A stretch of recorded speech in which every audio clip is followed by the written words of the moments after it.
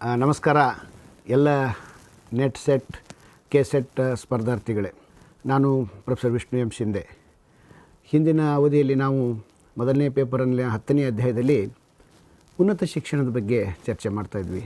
I was discussing about higher education in India and we have discussed about ancient education system of India in the first lesson. ಇವತ್ತು ನಾವು ಬಹಳ ಮಹತ್ವವಾದ ಒಂದು ಘಟ್ಟಕ್ಕೆ ತೆರಳ್ತಾ ಇದ್ದೇವೆ. ಅದು ಸ್ವತಂತ್ರ ನಂತರದಲ್ಲಿ ಭಾರತದಲ್ಲಿ ಉನ್ನತ ಶಿಕ್ಷಣದ ವಿಕಾಸ ಹೇಗಾಯಿತು ಮತ್ತು ಇತರ ಶಿಕ್ಷಣ ಕ್ರಮಗಳು ಹೇಗೆ ಬೆಳೆದವು ಮತ್ತು ಆ ಮೂಲಕ ಯಾವ ರೀತಿಯಲ್ಲಿ ಭಾರತ ಶಿಕ್ಷಣದ ಅಭಿವೃದ್ಧಿಯನ್ನು ಹೊಂದಿತ್ತು ಅನ್ನೋದ್ರ ಬಗ್ಗೆ ಚರ್ಚೆಯನ್ನು ಮಾಡೋದಿದೆ. So we are going to discuss in this session higher education system, evolution of higher learning and research in post independence India. So we are going to discuss it. It is a long journey after independence and we have to see all the milestones of historical developments of higher education happen in the independent India. ಸ್ವತಂತ್ರ ಸಿಕ್ತು, ನಮಗೆ ಸಂಭ್ರಮಾಚರಣೆ ಎಲ್ಲೆಡೆ ಬಂತು. ಆದರೆ ಶಿಕ್ಷಣದ ಬಗ್ಗೆ ಹೊಸ ಸವಾಲುಗಳು ನಮ್ಮ ಮುಂದೆ ಇದ್ದವು. ಸ್ವತಂತ್ರ ನಂತರದಲ್ಲಿ ಒಂದು ದೀರ್ಘವಾದ ಪಯಣವನ್ನು ನಾವು ಮಾಡಬೇಕಾಗುತ್ತೆ. ಹಲವಾರು ಆಯೋಗಗಳು, ಹಲವಾರು ಸಮಿತಿಗಳು, ಹಲವಾರು ತಜ್ಞರು ಇದರ ಕುರಿತಾಗಿ ಶಿಫಾರಸುಗಳನ್ನು ನೀಡಿದ್ದಾರೆ. ಕೇಂದ್ರ ಸರ್ಕಾರ ಇದರಲ್ಲಿ ಮಹತ್ವದ ಹೆಜ್ಜೆಯನ್ನು ಇಟ್ಟಿದೆ. ಅದರ ಒಂದು ಚಾರಿತ್ರಿಕ ಪ್ರಯಾಣವನ್ನು ನಾವು ಮಾಡಬೇಕು. ಸ್ಪರ್ಧಾರ್ಥಿಗಳೇ, ತಾವು ನೆಟ್ ಸೆಟ್ ಪರೀಕ್ಷೆಯ ಕುರಿತು ತಯಾರಿ ಮಾಡುವಾಗ ಸ್ವತಂತ್ರ ಭಾರತದಲ್ಲಿ, ಸ್ವತಂತ್ರ ನಂತರದಲ್ಲಿ, ಸ್ವತಂತ್ರೋತ್ತರ ಭಾರತದಲ್ಲಿ ಈ ಶಿಕ್ಷಣದ ಬಗ್ಗೆ ನಡೆದಿರುವ ಐತಿಹಾಸಿಕ ಬೆಳವಣಿಗೆಗಳ ಮೇಲೆ ಪ್ರಶ್ನೆಗಳು ಖಂಡಿತ ಬರುತ್ತೆ. ತಮಗೆ ನಿಖರವಾದ ಉತ್ತರವನ್ನು ಕೊಡುವ ಅಗತ್ಯತೆ ಇದೆ. ನಾವು ಹಿಂದಿನ ಕ್ಲಾಸ್ನಲ್ಲಿ ಕೂಡ ಹೇಳ್ತಾ ಇದ್ವಿ, ನಿಮಗೆ 1 ನಿಮಿಷದ ಅವಧಿಯ ಒಳಗಡೆ ತಾವು ವಿಷಯವನ್ನು ಗ್ರಹಿಸಬೇಕು ಮತ್ತು ಸರಿ ಉತ್ತರವನ್ನು ಕೊಡಬೇಕಾಗುತ್ತೆ. See, you have to read carefully and you have to decide right response for the given 4 choices. That decision making makes you successful in the KSET and NET examination. That's why you have to carefully understand this lesson and think on it, prepare on it and read the options very carefully and decide right response. Delete the wrong responses and go towards right answer. ನೀವು ಕೊಟ್ಟಿರುವ ವೇಳೆಯಲ್ಲಿ ವಿಷಯವನ್ನು ಗ್ರಹಣ ಮಾಡಬೇಕು. ಆ ವಿಷಯವನ್ನು ತಿಳಿದು ಅರ್ಥ ಮಾಡಿಕೊಂಡು ಇದರಲ್ಲಿ ಯಾವುದು ಉತ್ತರ ಅಲ್ಲ ಅನ್ನೋದನ್ನು ನೀವು ಕಡಿಮೆ ಮಾಡ್ತಾ ಬಂದರೆ ಸರಿ ಉತ್ತರದ ಕಡೆಗೆ ತಾವು ಹೋಗ್ತೀರಿ. ಆ ದೃಷ್ಟಿಯಲ್ಲಿ ತಾವು ಪ್ರಯತ್ನಗಳನ್ನು ಮಾಡಬೇಕಾಗಿದೆ. ತಡ ಮಾಡದೆ ನಾವು ವಿಷಯವನ್ನು ಆರಂಭಿಸೋಣ. ಈ ಸ್ವತಂತ್ರೋತ್ತರ ಭಾರತದಲ್ಲಿ ಉನ್ನತ ಕಲಿಕೆ, ಶಿಕ್ಷಣದ ಕಲಿಕೆ ಮತ್ತು ಸಂಶೋಧನೆ ಹೇಗೆ ವಿಕಾಸಗೊಂಡಿತು ಅನ್ನೋದನ್ನು ನೋಡೋಣ. ಇಂದಿನ ಅವಧಿಯಲ್ಲಿ ನಾವು ಈ ಹೆಡ್ಡಿಂಗ್ಸನ್ನು ನೋಡಿದ್ರೆ ಗೊತ್ತಾಗುತ್ತೆ. Let us discuss about university education commission 1948-49. 1948-49 ವಿಶ್ವವಿದ್ಯಾಲಯ ಶಿಕ್ಷಣ ಆಯೋಗ. ಕೊಥಾರಿ ಕಮಿಷನ್ 1964-66. ಕೊಥಾರಿ ಶಿಕ್ಷಣ ಆಯೋಗ 1964-66 ಕೊಥಾರಿ ಶಿಕ್ಷಣ ಆಯೋಗ. National policy on education NPE 1986, 1986 ರಾಷ್ಟ್ರೀಯ ಶಿಕ್ಷಣ ನೀತಿ. ಮತ್ತು ಬಹಳ ಮುಖ್ಯವಾಗಿ national education policy NEP 2020 and major reforms at higher education as per the NEP 2020. ಉನ್ನತ ಶಿಕ್ಷಣದಲ್ಲಿ ಅಮೂಲಾಗ್ರ ಬದಲಾವಣೆಗಳನ್ನು NEP 2020 ಹೇಳಿದೆ. NEP 2020 ಹೇಳಿದಂತಹ ಉನ್ನತ ಶಿಕ್ಷಣದ ಸುಧಾರಣಾ ಕ್ರಮಗಳ ಬಗ್ಗೆ ಕೂಡ, ಮುಖ್ಯವಾದ ಸುಧಾರಣಾ ಕ್ರಮಗಳನ್ನು ಕೂಡ ನಾನು ಇಲ್ಲಿ ಚರ್ಚೆ ಮಾಡೋಕ್ಕೆ ಹೋಗ್ತಾ ಇದ್ದೀನಿ. ಎಲ್ಲ ಸ್ಪರ್ಧಾರ್ಥಿಗಳ ಗಮನಕ್ಕೆ ಒಂದು ವಿಷಯವನ್ನು ತರೋದಕ್ಕೆ ಇಷ್ಟಪಡ್ತೀನಿ ನಾನು. ಇತ್ತೀಚೆಗೆ ನಡೆದಂತಹ ನೆಟ್ ಪರೀಕ್ಷೆಗಳಲ್ಲಿ ವಿಶೇಷವಾಗಿ ಪ್ರಶ್ನೆ ಪತ್ರಿಕೆಯನ್ನು ಅವಲೋಕನ ಮಾಡಿದ್ರೆ ನಿಮ್ಮ ಗಮನಕ್ಕೆ ಬರುತ್ತೆ, NEP 2020 ಕುರಿತು ಪ್ರಶ್ನೆಗಳು ಮತ್ತೆ ಬಂದಿವೆ. NEP ಹೇಳಿದಂತಹ ಉನ್ನತ ಶಿಕ್ಷಣಕ್ಕೆ ಸಂಬಂಧಿಸಿದ ಸುಧಾರಣೆಗಳ ಬಗ್ಗೆ ಪ್ರಶ್ನೆಗಳನ್ನು ಕೇಳ್ತಾ ಇದ್ದಾರೆ. ಆದ್ದರಿಂದ ನಾನು ಈ ಸೆಷನ್ನಲ್ಲಿ ಈ ಮೇಲಿನ 3 ಅಂಶಗಳ ಜೊತೆಗೆ ಈ ವಿಶ್ವವಿದ್ಯಾಲಯ ಶಿಕ್ಷಣ ಆಯೋಗ, ಕೊಥಾರಿ ಶಿಕ್ಷಣ ಆಯೋಗ ಮತ್ತು ರಾಷ್ಟ್ರೀಯ ಶಿಕ್ಷಣ ನೀತಿ 1986 ಜೊತೆಯಲ್ಲಿ ಹೆಚ್ಚಿನ ಮಹತ್ವವನ್ನು NEP 2020, NEP 2020 ಪ್ರೋಗ್ರಾಮ್ಗೂ ಕೂಡ ನಾನು ಕೊಡ್ತಾ ಇದ್ದೇನೆ. ನಾನು ರಿವ್ಯೂ ಮಾಡಿದಂಥ ಪ್ರಶ್ನೆ ಪತ್ರಿಕೆಯಲ್ಲಿ ಭಾಳಷ್ಟು ಪ್ರಶ್ನೆಗಳು NEP 2020 ಮೇಲೆ ಅಪಿಯರ್ ಆಗ್ತಾ ಇದೆ. ಮುಂದಿನ ದಿನಮಾನದಲ್ಲಿ ಕೂಡ ಆ ಸಾಧ್ಯತೆಗಳು ಹೆಚ್ಚಾಗಿರೋದರಿಂದ ಮತ್ತು ಈ ಕ್ಷೇತ್ರದಲ್ಲಿ ಬರ್ತಕ್ಕಂಥ ಸಹಾಯಕ ಪ್ರಾಧ್ಯಾಪಕರಾಗ್ತಕ್ಕಂಥವರಿಗೆ ಈ ಒಂದು ರಾಷ್ಟ್ರೀಯ ವಿದ್ಯಮಾನ ಮತ್ತು ಅದು ಹೇಳಿದಂಥ ಶಿಫಾರಸುಗಳು ಮತ್ತು ಉನ್ನತ ಶಿಕ್ಷಣಕ್ಕೆ ಅದು ಹೇಗೆ ಶಿಫಾರಸು ಕೊಟ್ಟಿದೆ ಅನ್ನೋದು ಗೊತ್ತಾಗಬೇಕು.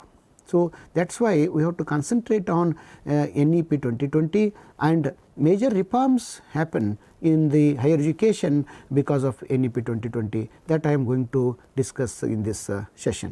So let us start with the first point, that is University Education Commission 1948-49.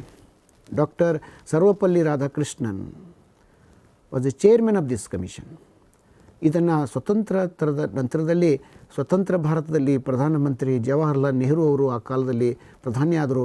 ಅವರು ಸ್ವತಂತ್ರ ಭಾರತದಲ್ಲಿ ಒಂದು ಆಯೋಗವನ್ನು ನೇಮಿಸಿದರು. ಅದಕ್ಕೆ ವಿಶ್ವವಿದ್ಯಾಲಯ ಶಿಕ್ಷಣ ಆಯೋಗ ಅಂತ ಕರೀತಾರೆ. ಇದಕ್ಕೆ ರಾಧಾಕೃಷ್ಣನ್ ಆಯೋಗ ಅಂತ ಕೂಡ ಕರೀತಾರೆ. ರಾಧಾಕೃಷ್ಣನ್ ಆಯೋಗ ಯಾಕಂದರೆ ಸರ್ವಪಲ್ಲಿ ರಾಧಾಕೃಷ್ಣನ್ ಅವರು ತತ್ವಜ್ಞಾನಿ ಪ್ರಾಧ್ಯಾಪಕ ಸರ್ವಪಲ್ಲಿ ರಾಧಾಕೃಷ್ಣನ್ ಅವರು ಈ ಆಯೋಗದ ಅಧ್ಯಕ್ಷರಾಗಿದ್ದರು. ಅವರು ಆ ಕಾಲದಲ್ಲಿ ಬಹಳ ಪಾಂಡಿತ್ಯವನ್ನು ಸಾಧಿಸಿದಂತಹ ಒಬ್ಬ great teacher, educator, philosopher, thinker and statesman ಆಗಿದ್ದರು. And he has given several recommendations, and those recommendations goes like this. So you have to thoroughly see the recommendations given by University Education Commission headed by Sarvapalli Radhakrishnan. And net set examination, they go with these kind of points, they go with this kind of definite recommendations given by the commission, and you have to thoroughly prepare for it. ನೀವು ಒಂದು ಅಂಶವನ್ನು ನೆನಪಲ್ಲಿ ಇಟ್ಕೊಳ್ಬೇಕು. ಈ ಮುಂದಿನ ಪರೀಕ್ಷೆಗಳಲ್ಲಿ ಈ ಶಿಫಾರಸುಗಳನ್ನು ಕೂಲಂಕಷವಾಗಿ ಪರೀಕ್ಷೆ ಮಾಡಲಾಗುತ್ತೆ. ಇಲ್ಲಿ ಯಾವುದು ಊಹಿತ ಅಲ್ಲ, ಇಲ್ಲಿ ಯಾವುದನ್ನು ಕಲ್ಪಿಸಿಕೊಂಡು ಹೇಳೋದಕ್ಕೆ ಆಗೋದಿಲ್ಲ. ಇಲ್ಲಿ the recommendations given by Radhakrishnan ಮುಖ್ಯವಾದಂಥ major recommendations I am going to discuss here, and this is the slide in front of you. Recommendations goes like this. UEC observed, that is University Education Commission observed, that large majority of students admitted to universities are ill-equipped. ಆ ಕಾಲದಲ್ಲಿ ರಾಧಾಕೃಷ್ಣನ್ ಅವರು observe ಮಾಡಿ ಹೇಳ್ತಾರೆ, ವಿಶ್ವವಿದ್ಯಾಲಯ ಶಿಕ್ಷಣದ ಕಡೆಗೆ ಬರ್ತಕ್ಕಂಥ ಬಹಳಷ್ಟು ವಿದ್ಯಾರ್ಥಿಗಳು ಸಶಕ್ತರಾಗಿಲ್ಲ, ಅವರ ಬುನಾದಿ ಸರಿಯಾಗಿ ಇಲ್ಲ, ಅವರ ಮೂಲ ಶಿಕ್ಷಣ ಉತ್ತಮ ಆಗಿಲ್ಲ. And that's why need radical changes in secondary education. ಮಾಧ್ಯಮಿಕ ಶಿಕ್ಷಣ ಹಂತದಲ್ಲಿ ಒಂದು ಅಮೂಲಾಗ್ರ ಬದಲಾವಣೆಯನ್ನು ಮಾಡ್ತಕ್ಕಂಥ ಅವಶ್ಯಕತೆ ಇದೆ ಅನ್ನುವ ಅಬ್ಸರ್ವೇಷನನ್ನು ಸರ್ವಪಲ್ಲಿ ರಾಧಾಕೃಷ್ಣನ್ ಅವರು ಮಾಡಿದರು. Because if school education it's good, then you can expect very good students at higher education. That's why he said this is the problem area and we have to address it. That's why there is a need of radical changes in the secondary education level. ಈ ಹಂತದಲ್ಲಿ ಒಂದು ಸುಧಾರಣೆ ತರುವ ಅಗತ್ಯತೆ ಇದೆ ಅಂತ ಹೇಳಿ ಅವರು ಅಬ್ಸರ್ವೇಷನನ್ನು ಮಾಡ್ತಾರೆ. Aim is to innate ability to live and train citizens for democracy and self-development. What is the aim of education? What should be the aim of education? It is to ability to live and train citizens of this country to participate in democracy and also in the self-development. ಅವರು ಹೇಳ್ತಾರೆ, ಶಿಕ್ಷಣದ ಮುಖ್ಯ ಗುರಿ ಏನಾಗಬೇಕು ಅಂದರೆ ಅವರ ಒಳಗಡೆ ಇರುವಂಥ ಸಾಮರ್ಥ್ಯವನ್ನು ಬೆಳೆಸುವುದು. Innate abilities, develop them, and we have to train ಅವರನ್ನು, ಈ ನಾಗರಿಕರನ್ನು ಪ್ರಜಾತಂತ್ರ ವ್ಯವಸ್ಥೆಯಲ್ಲಿ ಬದುಕಲು ಮತ್ತು ಅವರ ವಿಕಾಸಕ್ಕೆ, ಸ್ವಯಂ ವಿಕಾಸಕ್ಕೆ, ಪ್ರಗತಿಗೆ ಕಾರಣ ಆಗುವಂತೆ ಬೆಳೆಸುವುದು ಶಿಕ್ಷಣದ ಗುರಿಯಾಗಬೇಕು ಅಂತ ರಾಧಾಕೃಷ್ಣನ್ ಹೇಳಿದರು. ಅದಕ್ಕೋಸ್ಕರ ಶಿಕ್ಷಣವನ್ನು ನಾವು ಮಾರ್ಪಾಡು ಮಾಡಬೇಕಾಗಿದೆ ಅಂತ. The important observation you can see, study of agriculture should be given importance.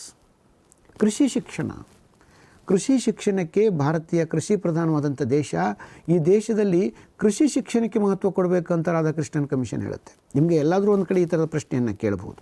ಕೃಷಿ ಶಿಕ್ಷಣಕ್ಕೆ ಯಾವ ಆಯೋಗವು ಮಹತ್ವವನ್ನು ನೀಡಿತು? ಸ್ವತಂತ್ರ ನಂತರ ಭಾರತದಲ್ಲಿ ಕೃಷಿ ಶಿಕ್ಷಣವನ್ನು ಆರಂಭಿಸಬೇಕು ಅಂತ ಯಾವ ಆಯೋಗ ಹೇಳಿದೆ ಅಂತ ಕೇಳಿದ್ರೆ ಸರ್ವಪಲ್ಲಿ ರಾಧಾಕೃಷ್ಣನ್ ಆಯೋಗ. ಅದನ್ನು ವಿಶ್ವವಿದ್ಯಾಲಯ ಆಯೋಗ ಅಂತ ನಾವು ಕರಿತೇವೆ. ಸೊ ಇದು ಭಾಳ ಮಹತ್ವದ ಒಂದು ಘಟನೆ ಅಂತ ನಾವು ಹೇಳ್ಬೋದು. ಇವತ್ತೆಲ್ಲ ನಾವು ನೋಡ್ತಾ ಇದ್ದೇವೆ, ಅಗ್ರಿ ಸೈನ್ಸಸ್, ಅಗ್ರಿಕಲ್ಚರನ್ನು ಒಂದು ವಿಜ್ಞಾನವಾಗಿ ಪರಿಗಣಿಸಿದ್ದೇವೆ, ತಂತ್ರಜ್ಞಾನವನ್ನು ಅದರಲ್ಲಿ ಸೇರ್ಪಡೆ ಮಾಡಿದ್ದೇವೆ. ಕೃಷಿ ಮಹಾವಿದ್ಯಾಲಯಗಳಿಗೆ, ಕೃಷಿ ವಿಶ್ವವಿದ್ಯಾಲಯಗಳಿಗೆ, ತೋಟಗಾರಿಕಾ ವಿಶ್ವವಿದ್ಯಾಲಯಗಳಿಗೆ ಎಲ್ಲಿಲ್ಲದ ಬೇಡಿಕೆ ಬಂದಿದೆ. ವಾಣಿಜ್ಯ ಉತ್ಪತ್ತಿಯನ್ನು ಮಾಡ್ತಕ್ಕಂಥ, ಉಪಕಸುಬುಗಳನ್ನು ಬೆಳೆಸ್ತಕ್ಕಂಥ ಒಂದು ಉಪಕ್ರಮ ಇವತ್ತು ತುಂಬ ಬೆಳೆದಿದೆ. ಭಾರತದಲ್ಲಿ ಕೃಷಿ ಶಿಕ್ಷಣ ತುಂಬ ಸುಧಾರಣೆಯನ್ನು ಕಂಡಿರುವುದನ್ನು ನಾವು ಕಾಣ್ತಾ ಇದ್ದೇವೆ. ಇದರ ಆರಂಭಿಕ ಒಂದು ಸೂಚನೆ ಸರ್ವಪಲ್ಲಿ ರಾಧಾಕೃಷ್ಣನ್ ಅವರ ವಿಶ್ವವಿದ್ಯಾಲಯ ಆಯೋಗದಿಂದ ಬಂದಿದೆ ಅನ್ನೋದು ಒಂದು ಐತಿಹಾಸಿಕವಾದ ಶಿಫಾರಸು ಆಗಿದೆ. ಮೀಡಿಯಮ್ ಆಫ್ ಇನ್ಸ್ಟ್ರಕ್ಷನ್ ಬಗ್ಗೆ he spoke about medium of instruction, English should be replaced to Indian languages. This is a major observation given by Radhakrishnan commission. ಇದನ್ನು ನೀವು ಗಮನಿಸಬೇಕು. ಇಂಗ್ಲೀಷನ್ನು ನಾವು ಭಾರತೀಯ ಭಾಷೆಗಳಿಗೆ ಬದಲಾಯಿಸಬೇಕು, ಭಾರತೀಯ ಭಾಷೆಗಳಿಗೆ ಆದ್ಯತೆ ಕೊಡಬೇಕು. ಯಾಕಂದರೆ ಮಾತೃಭಾಷೆಯಲ್ಲಿ ಶಿಕ್ಷಣ ನೀಡಿದರೆ, ಬೋಧನೆ ನೀಡಿದರೆ, ಕಲಿಕೆ ನೀಡಿದರೆ ಉತ್ತಮ ಶಿಕ್ಷಣ ಆಗುತ್ತೆ ಅಂತ ಹೇಳಿ Radhakrishnan ನಂಬಿದರು. That's why in the education system about medium of instruction, English should be replaced to Indian languages ಅಂತ ಹೇಳ್ತಾರೆ. ಪ್ರಾಂತೀಯ ಭಾಷೆಗಳಿಗೆ, ಭಾರತೀಯ ಭಾಷೆಗಳಿಗೆ ಆದ್ಯತೆಯನ್ನು ನೀಡಬೇಕು ಅನ್ನುವ ಮಹತ್ವದ ಒಂದು ಶಿಫಾರಸನ್ನು ವಿಶ್ವವಿದ್ಯಾಲಯ ಆಯೋಗದಲ್ಲಿ ಅವರು ನೀಡಿದ್ದಾರೆ. University education commission recommended 12 years school education and 3 years arts and science degree. 12 ವರ್ಷಗಳ ಶಾಲಾ ಶಿಕ್ಷಣ ಮತ್ತು 3 ವರ್ಷಗಳ ಕಲಾ ಪದವಿ ಮತ್ತು ವಿಜ್ಞಾನ ಪದವಿಗಳನ್ನು ಶಿಫಾರಸು ಮಾಡಿದರು. ಇದು ಒಂದು ಮಹತ್ವದ ಘಟನೆ. 12 ವರ್ಷಗಳ ಶಾಲಾ ಶಿಕ್ಷಣ ಇರಬೇಕು, 12 years of school education, 3 years of degree, ಅದನ್ನು ಆರ್ಟ್ಸ್ ಆ್ಯಂಡ್ ಸೈನ್ಸ್ ಡಿಗ್ರಿ ಇರಬೇಕು ಅಂತ ವಿಶ್ವವಿದ್ಯಾಲಯ ಆಯೋಗ ಹೇಳ್ತು. ಮಹತ್ವದ ಒಂದು ಸಜೆಷನ್ ಬಂತು, suggested for vocational courses in higher education. So higher education should not be only A theoretical education, it should be vocational education, vocational course. He suggested for vocational courses at higher education level. ಉನ್ನತ ಶಿಕ್ಷಣದ ಹಂತದಲ್ಲಿ ವೃತ್ತಿಪರವಾದಂತಹ ಕೋರ್ಸುಗಳನ್ನು, ವೃತ್ತಿ ಬೆಳವಣಿಗೆಯನ್ನು ಆರಂಭಿಸಬೇಕು. ಕೇವಲ ಸೈದ್ಧಾಂತಿಕವಾದ ಪದವಿ ಶಿಕ್ಷಣದಿಂದ ಪ್ರಗತಿ ಸಾಧ್ಯ ಇಲ್ಲ ಅನ್ನುವ ಒಂದು ವಿಷಯವನ್ನು ಸರ್ವಪಲ್ಲಿ ರಾಧಾಕೃಷ್ಣನ್ ಅವರು ಶಿಫಾರಸು ಮಾಡ್ತಾರೆ. Extend higher education to rural areas as to teach life has a meaning. ಭಾಳ ಇಂಪಾರ್ಟೆಂಟ್ ಆದಂಥ ಒಂದು ಶಿಫಾರಸ್ಸು ಇದು. ಈ side extend higher education to rural areas. ಇದು it should not concentrate in the urban centres. ನೀವು extend higher education to rural areas, ಗ್ರಾಮೀಣ ಭಾಗಗಳಿಗೆ ಉನ್ನತ ಶಿಕ್ಷಣವನ್ನು ವಿಸ್ತರಿಸುವಂತಹ ಮತ್ತು ಆ ಮೂಲಕ ಜನರಿಗೆ ಜೀವನದ ಬಗೆಗೆ ಶಿಕ್ಷಣ ಕೊಡುವುದನ್ನು ಕಲಿಸಲಿಕ್ಕೆ ಆರಂಭಿಸಬೇಕು ಅಂತ ಹೇಳ್ತಾರೆ. ಜೀವನಕ್ಕೆ ಒಂದು ಅರ್ಥ ಇದೆ ಅಂತ ಅವರಿಗೆ ಕಲ್ಪಿಸಿಕೊಡಿ. ಗ್ರಾಮೀಣ ಜನರು ಜೀವನದ ಬಗ್ಗೆ ತಿಳ್ಕೊಂಡಿಲ್ಲ, ಜೀವನದ ಸಾರ್ಥಕತೆಯನ್ನು ಕಂಡುಕೊಂಡಿಲ್ಲ. ಹಾಗಾಗಿ ಗ್ರಾಮೀಣ ಹಂತದಲ್ಲಿ ಉನ್ನತ ಶಿಕ್ಷಣವನ್ನು ವಿಸ್ತರಿಸುವ ಮೂಲಕ ನಮ್ಮ ಬದುಕಿಗೆ ಒಂದು ಅರ್ಥ ಇದೆ ಅನ್ನುವುದನ್ನು ತಿಳಿಸಲಿಕ್ಕೆ ಸಾಧ್ಯ ಆಗುತ್ತೆ ಅಂತ ಅವರು ನಂಬಿದರು. ಆ ಮೂಲಕ ಗ್ರಾಮೀಣ ಅಭಿವೃದ್ಧಿಯನ್ನು ಸಾಧಿಸಬಹುದು ಅಂತ ಹೇಳಿದರು. ನೆಟ್ ಸೆಟ್ ಪರೀಕ್ಷೆಗಳಲ್ಲಿ ಇದರ ಅರ್ಥ ಏನು ಅಂತ ಕೇಳ್ತಾರೆ ಅವರು. Extend higher education to rural areas as to teach life has a meaning. ಇದೊಂದು ಹೇಳಿಕೆಯಾಗಿದೆ, ಇದೊಂದು ಶಿಫಾರಸ್ಸಾಗಿದೆ. ಇದರ ಅರ್ಥವೇನು ಅಂತ ಕೇಳ್ಬೋದು ಅವರು. ಆವಾಗ ನಾವು ಇದನ್ನು ಅರ್ಥ ಮಾಡ್ಕೋಬೇಕು. This recommendation speaks about rural development. ನೋಡಿ, ಇದರ ಒಳಾರ್ಥ ಏನು? ಇದೊಂದು ಶಿಫಾರಸ್ಸು ಇದೆ. ಈ ಶಿಫಾರಸ್ಸಿನ ಒಳಗಡೆ ಹುದುಗಿದ ಅರ್ಥ ಏನು ಅಂತ ನಾವು ತಿಳ್ಕೊಳ್ಬೇಕಾಗತ್ತೆ. ಇದು ಬರೀ ಶಿಫಾರಸ್ಸಾಗಿ ನೀವು ನೋಡಬಾರ್ದು. ಗ್ರಾಮೀಣ ಭಾಗಕ್ಕೆ ಉನ್ನತ ಶಿಕ್ಷಣವನ್ನು ವಿಸ್ತರಿಸಿ ಅಂತಂದರೆ, ಗ್ರಾಮೀಣ ಭಾಗಕ್ಕೆ ಉನ್ನತ ಶಿಕ್ಷಣವನ್ನು ವಿಸ್ತರಿಸಿದಾಗ ಗ್ರಾಮೀಣ ಅಭಿವೃದ್ಧಿ ಆಗುತ್ತೆ ಅನ್ನೋದು ಒಳ ಅರ್ಥ. ಇದನ್ನು ನಿಮಗೆ ಪರೀಕ್ಷೆ ಮಾಡ್ತಾರೆ. ಆದ್ದರಿಂದ ಬಂಧುಗಳೇ, ನೆಟ್ ಸೆಟ್ ಎಕ್ಸಾಮ್ನಲ್ಲಿ ಕೇವಲ ಒಂದು 4 ಆಯ್ಕೆಗಳಲ್ಲಿ ಒಂದು ಸರಿಯನ್ನು ಕಂಡುಹಿಡಿಯೋದು ಮಾತ್ರ ಇರೋದಿಲ್ಲ. ಇದರಲ್ಲಿ ಒಂದು ಹೇಳಿಕೆಯನ್ನು ಕೊಟ್ಟು ಆ ಹೇಳಿಕೆ ಸರಿ ತಪ್ಪು ಅಂತಲೂ ಕೇಳ್ಬೋದು. ಆದರೆ ಆ ಹೇಳಿಕೆಯ ಒಳಾರ್ಥವೇನು, ಇದನ್ನು ಯಾವ ರೀತಿ ಅರ್ಥೈಸಲಾಗಿದೆ ಅಂತ ಕೂಡ ಕೇಳಿದಾಗ ನಾವು ವಿಶ್ಲೇಷಣೆಯನ್ನು ಮಾಡಬೇಕಾಗುತ್ತೆ. We have to analyse the recommendation and meaning out of it, and that we have to give. That needs some kind of mental exercise. All universities should be constituted as a autonomous bodies. This is very important recommendation given by Sarvepalli Radhakrishnan. ಎಲ್ಲ ವಿಶ್ವವಿದ್ಯಾಲಯಗಳನ್ನು ಸ್ವಾಯತ್ತ ಸಂಸ್ಥೆಗಳು ಅಂತ ಹೇಳಿ ಪರಿಗಣಿಸಬೇಕು. ಪ್ರತಿಯೊಂದು ವಿಶ್ವವಿದ್ಯಾಲಯ ಒಂದು ಸ್ವಾಯತ್ತ ಸಂಸ್ಥೆ ಎಂದು ಪರಿಗಣಿಸಬೇಕು ಅಂತ ಹೇಳಿದವರು ಸರ್ವಪಲ್ಲಿ ರಾಧಾಕೃಷ್ಣನ್, ವಿಶ್ವವಿದ್ಯಾಲಯ ಆಯೋಗ. ನೋಡಿ, ಇಲ್ಲಿರೋ ಒಂದೊಂದು ಹೇಳಿಕೆ ಒಂದೊಂದು ಪ್ರಶ್ನೆಗಳಾಗಿ ಬರತಕ್ಕಂಥ ಸಾಧ್ಯತೆ ಇದೆ. ಅದಕ್ಕಾಗಿ ಈ ಒಂದೊಂದು ರೆಕಮೆಂಡೇಷನ್ಸನ್ನು ತಾವು ಗಂಭೀರವಾಗಿ ಓದ್ಕೋಬೇಕು. All the university should be constituted as autonomous bodies. ಅವುಗಳು ಸ್ವಾಯತ್ತ ಸಂಸ್ಥೆಗಳು. ಅವುಗಳಿಗೆ ತಮಗೆ ಬೇಕಾದ ಪಠ್ಯಕ್ರಮವನ್ನು ರೂಪಿಸಿಕೊಳ್ಳುವ, ಅರ್ಹತೆಗಳನ್ನು ರೂಪಿಸಿಕೊಳ್ಳುವ, ಶಿಕ್ಷಣವನ್ನು ನೀಡುವ, ಪದವಿಗಳನ್ನು ನೀಡುವಂಥ ಸರ್ವ ಸ್ವಾತಂತ್ರ್ಯ ಇರಬೇಕು ಅನ್ನೋದು ಸ್ವಾಯತ್ತತೆ. ಸ್ವಾಯತ್ತತೆ ಅಂದರೆ ಏನು? ಸರ್ವ ಸ್ವಾತಂತ್ರ್ಯವನ್ನು ನೀಡ್ತಕ್ಕಂಥದ್ದು. ಈ ಮಾತನ್ನು 1948-49 ಸರ್ವಪಲ್ಲಿ ರಾಧಾಕೃಷ್ಣನ್ ಅವರು ಹೇಳ್ತಾರೆ. ಒಂದು ವಿಶ್ವವಿದ್ಯಾಲಯ ಒಂದು ಸ್ವಾಯತ್ತ ಸಂಸ್ಥೆಯಾಗಿ ಕೆಲಸ ಮಾಡಬೇಕು, ಉನ್ನತ ಶಿಕ್ಷಣದ ಸ್ವಾಯತ್ತ ಸಂಸ್ಥೆಯಾಗಿ ಕೆಲಸ ಮಾಡಬೇಕಂತ ಹೇಳಿ ಅವ್ರು ಹೇಳ್ತಾರೆ. The university should be teaching institution rather than affiliating type. ಅದೊಂದು ಬೋಧಿಸುವ ಕೇಂದ್ರ ಆಗಬೇಕು, ಅದು ಕೇವಲ ಸಂಲಗ್ನತೆಯನ್ನು ಕೊಡುವ ಕೇಂದ್ರ ಆಗಬಾರ್ದು ಅನ್ನುವ ಮಾತನ್ನು ಕೂಡ ಸರ್ವಪಲ್ಲಿ ರಾಧಾಕೃಷ್ಣನ್ ಅವರು ಹೇಳ್ತಾರೆ. ಸೊ ಯೂನಿವರ್ಸಿಟೀಸ್ಗಳಿಗೆ ನಿಮಗೆ ಗೊತ್ತಿದೆ, ಹಲವಾರು ಕಾಲೇಜುಗಳು ಸಂಲಗ್ನತೆಯನ್ನು ಹೊಂದಿರ್ತವೆ. ಆದರೆ ವಿಶ್ವವಿದ್ಯಾಲಯ ಕೇವಲ ಸಂಲಗ್ನತೆಯನ್ನು ಕೊಡುವ ಕೇಂದ್ರವಾಗಿ ಉಳಿದುಕೊಳ್ಬಾರ್ದು. ಅದೊಂದು ಟೀಚಿಂಗ್ ಇನ್ಸ್ಟಿಟ್ಯೂಷನ್ ಕೂಡ ಆಗಿರಬೇಕು. ಅಲ್ಲಿ ಬೋಧನೆ ನಡಿಬೇಕು, ಸಂಶೋಧನೆ ನಡಿಬೇಕು. ಸೊ ಹೊಸ ಹೊಸ ವಿಷಯಗಳನ್ನು ಕಂಡು ಹಿಡಿತಕ್ಕಂಥ ಜ್ಞಾನಶಾಖೆಯಾಗಿ ವಿಶ್ವವಿದ್ಯಾಲಯ ಬೆಳಿಬೇಕು ಅನ್ನೋ ಮಾತನ್ನು ಸರ್ವಪಲ್ಲಿ ರಾಧಾಕೃಷ್ಣನ್ ಅವರು ಹೇಳಿದರು. And very very important is the UGC should be set up, university grants commission, ವಿಶ್ವವಿದ್ಯಾಲಯ ಧನ ಸಹಾಯ ಆಯೋಗವನ್ನು ಸ್ಥಾಪಿಸಬೇಕು ಅಂತ ಹೇಳಿ ಶಿಫಾರಸು ಮಾಡಿದವರು ಸರ್ವಪಲ್ಲಿ ರಾಧಾಕೃಷ್ಣನ್ ಅವರು. ಕಳೆದ ಬಾರಿ 2023ರಲ್ಲಿ ಈ ಪ್ರಶ್ನೆ ಬಂದಿದೆ. UGCಯನ್ನು ಸ್ಥಾಪಿಸಬೇಕು ಅಂತ ಹೇಳಿದ ಆಯೋಗ ಯಾವುದು ಅಂತ 4 ಚಾಯ್ಸನ್ನು ಕೊಟ್ಟಿದ್ದರು. So find out the commission which has recommended for establishment of UGC. ಚಾಯ್ಸ್ಗಳನ್ನು ಕೊಟ್ಟಿದ್ದರು 1, 2, 3, 4. ಅದರಲ್ಲಿ ಯೂನಿವರ್ಸಿಟಿ ಎಜುಕೇಷನ್ ಕಮಿಷನ್ ಕೂಡ ಇತ್ತು. ಆ ಥರ ಈ ಪ್ರಶ್ನೆ ಈಗಾಗಲೇ ಅಪಿಯರ್ ಆಗಿದೆ. 2023ರಲ್ಲಿ ಈ ಪ್ರಶ್ನೆ ಬಂದಿದೆ. ತಮ್ಮ ಗಮನಕ್ಕೆ ಸೆಳೀತಾ ಇದ್ದೀನಿ ನಾನು. ಅಂದರೆ ಈ ಅಂಶಗಳ ಬಗ್ಗೆ ತಾವು ಸ್ವಲ್ಪ ವಿಶ್ಲೇಷಣೆಯನ್ನು ಮಾಡಬೇಕು, ಇವುಗಳನ್ನ ಬರೀಬೇಕು, ನೆನಪಿಟ್ಕೋಬೇಕು ಮತ್ತು ಇವುಗಳಿಗೆ ಇರುವ ಒಳಾರ್ಥಗಳನ್ನು ಕೂಡ ತಾವು ತಿಳ್ಕೊಳ್ಬೇಕು. ಅಲ್ಲಿ ನಿಮಗೆ ಸ್ಟೇಟ್ಮೆಂಟ್ಸನ್ನು ಕೊಟ್ಟು ಈ ಸ್ಟೇಟ್ಮೆಂಟ್ಸನ್ನು ಕುರಿತು ಹಲವಾರು ರೀತಿಯ ವಿಶ್ಲೇಷಣೆಯನ್ನು ಈ ಅರ್ಹತಾ ಪರೀಕ್ಷೆ ತಮಗೆ ಮಾಡುತ್ತೆ. ಈ ಪರೀಕ್ಷೆಯನ್ನು ಸುಲಭವಾಗಿ ಪಾಸ್ ಮಾಡಬಹುದು ಅನ್ನೋದು ನಮ್ಮೆಲ್ಲರ ನಂಬಿಕೆ. ಆದರೆ ಇದಕ್ಕೆ ಬೇಕಾದ ಒಂದು ಸಿದ್ಧತೆಯನ್ನು ತಾವು ಕಂಡುಕೊಂಡ್ರೆ, ಈ ಪ್ರಶ್ನೆಯನ್ನು ಹೇಗೆ ಪ್ರವೇಶ ಮಾಡಬೇಕು, ಈ ಆಯ್ಕೆಗಳನ್ನು ಹೇಗೆ ಅರ್ಥ ಮಾಡ್ಕೊಳ್ಬೇಕು, ವೇಳೆಯನ್ನು ಹೇಗೆ ಸಮಗ್ರವಾಗಿ ಬಳಸ್ಕೊಳ್ಬೇಕು ಮತ್ತು ಸರಿ ಉತ್ತರದ ಕಡೆಗೆ ಹೋಗುವ ವೇಗವಾದ ಚಿಂತನೆ ಹೇಗೆ ಅಂತ ತಾವು ಅಭ್ಯಾಸ ಮಾಡಿದ್ರೆ ಖಂಡಿತ ತಾವು ಈ ಪರೀಕ್ಷೆಯನ್ನು ಪಾಸ್ ಮಾಡೋದಕ್ಕೆ ಸಾಧ್ಯ ಇದೆ. ಈ ಅರ್ಹತಾ ಪರೀಕ್ಷೆಯನ್ನು ಪಾಸ್ ಮಾಡೋಕ್ಕೆ ಸಾಧ್ಯ ಇದೆ. ಮತ್ತು ಆ ಅರ್ಹತಾ ಪರೀಕ್ಷೆ ಮಾಡುವುದರ ಮೂಲಕ ತಮ್ಮ ಜೀವನವನ್ನೇ ಅದು ರೂಪಿಸುತ್ತೆ ಅನ್ನೋದು ಬಹಳ ಮುಖ್ಯವಾದದ್ದು. ಹಾಗಾಗಿ ನಾವೆಲ್ಲ ಏನು ನಂಬಿದ್ದೇವೆ ಅಂದರೆ ಈ ಥರದ ಅರ್ಹತಾ ಪರೀಕ್ಷೆಗಳು ನಮ್ಮ ಬದುಕನ್ನು ರೂಪಿಸುತ್ತವೆ. ಯಾಕಂದರೆ ಉನ್ನತ ಶಿಕ್ಷಣದಲ್ಲಿ ತಾವು ಅಧ್ಯಾಪಕನಾಗಬೇಕು ಅನ್ನೋ ಕನಸು ಕಂಡ್ರೆ ಈ ಪರೀಕ್ಷೆಯನ್ನು ಪಾಸ್ ಮಾಡಲೇಬೇಕಾಗುತ್ತೆ. ಬೇರೆ ಮಾರ್ಗ ಏನೂ ಇಲ್ಲ. ಆದ್ದರಿಂದ ಇದರ ಆಳವಾದ ಅಧ್ಯಯನ, ಇದರ ವಿಶ್ಲೇಷಣೆ, ಹಳೆಯ ಪ್ರಶ್ನೆ ಪತ್ರಿಕೆಗಳ ಜೊತೆಗೆ ಅನುಸಂಧಾನ, ಈ ಥರದ ತರಬೇತಿ ಕೋರ್ಸ್ಗಳಿಗೆ ಹಾಜರಾಗುವುದು, ತಜ್ಞರೊಂದಿಗೆ ಚರ್ಚೆ ಮಾಡೋದು ಮತ್ತು ಸ್ವಯಂ ಅಧ್ಯಯನ ಮಾಡೋದು, ಈ ಥರ ನೀವು ಪ್ರಯೋಗವನ್ನು ಮಾಡ್ತಾ ಹೊರಟ್ರೆ ಖಂಡಿತ ನೀವು ಈ ಪರೀಕ್ಷೆಯನ್ನು ಯಶಸ್ವಿಯಾಗಿ ಮುಗಿಸಲಿಕ್ಕೆ ಸಾಧ್ಯ ಇದೆ ಅನ್ನೋದನ್ನು ಹೇಳಲಿಕ್ಕೆ ಸಾಧ್ಯ ಇದೆ. ಮುಂದುವರೆದು ನೋಡೋದಾದರೆ Kothari commission 1964-66, doctor DS Kothari was chairman of this commission. ಅದಕ್ಕಾಗಿಯೇ ಇದಕ್ಕೆ ಕೊಥಾರಿ ಕಮಿಷನ್ ಅಂತ ಹೆಸರು ಬಂದಿದೆ. DS ಕೊಥಾರಿ ಆ ಕಾಲದಲ್ಲಿದ್ದಂಥ ಒಬ್ಬ ಶ್ರೇಷ್ಠ ಶಿಕ್ಷಣ ತಜ್ಞ ಆಗಿದ್ದರು. ಅವರ ಅಧ್ಯಕ್ಷತೆಯಲ್ಲಿ ಕೊಥಾರಿ ಆಯೋಗ ಬಂತು. ಇದು 1964ರಲ್ಲಿ ಸ್ಥಾಪನೆಯಾಗಿ 66ರಲ್ಲಿ ತನ್ನ ವರದಿಯನ್ನು ಕೊಡ್ತು. ಒಂದು ಡಿಫ್ರೆನ್ಸನ್ನು ತಾವು ಅರ್ಥ ಮಾಡ್ಕೋಬೇಕು. ಸರ್ವಪಲ್ಲಿ ರಾಧಾಕೃಷ್ಣನ್ ಅವರ ಅಧ್ಯಕ್ಷತೆಯಲ್ಲಿ ಬಂದಂಥ ವಿಶ್ವವಿದ್ಯಾಲಯ ಆಯೋಗ ಉನ್ನತ ಶಿಕ್ಷಣದ ಕುರಿತು ಸ್ಥಾಪಿಸಲಾದ ಆಯೋಗ. ಆದರೆ ಕೊಥಾರಿ ಆಯೋಗ ವಿಶ್ವವಿದ್ಯಾಲಯ ಶಿಕ್ಷಣಕ್ಕೆ ಅಥವಾ ಉನ್ನತ ಶಿಕ್ಷಣಕ್ಕಾಗಿ ಮಾತ್ರ ಸ್ಥಾಪಿಸಿದ ಆಯೋಗ ಅಲ್ಲ. ಅದು ಭಾರತದಲ್ಲಿರುವ ಎಲ್ಲ ಹಂತದ ಶಿಕ್ಷಣಕ್ಕೂ ಕೂಡ ಗಮನವನ್ನು ಹರಿಸಿದೆ. ಶಾಲಾ ಶಿಕ್ಷಣದಿಂದ ಹಿಡಿದು ಕಾಲೇಜು ಶಿಕ್ಷಣದಿಂದ ಹಿಡಿದು ಉನ್ನತ ಶಿಕ್ಷಣ, ವೈದ್ಯಕೀಯ ಶಿಕ್ಷಣ ಮತ್ತು ಇತರೆ ಶಿಕ್ಷಣ ಕ್ಷೇತ್ರಗಳನ್ನು ಗಮನದಲ್ಲಿಟ್ಟುಕೊಂಡು ಅಮೂಲಾಗ್ರವಾಗಿ ಭಾರತದ ಶಿಕ್ಷಣದ ಕುರಿತು ಶಿಫಾರಸುಗಳನ್ನು ಮಾಡಿದೆ.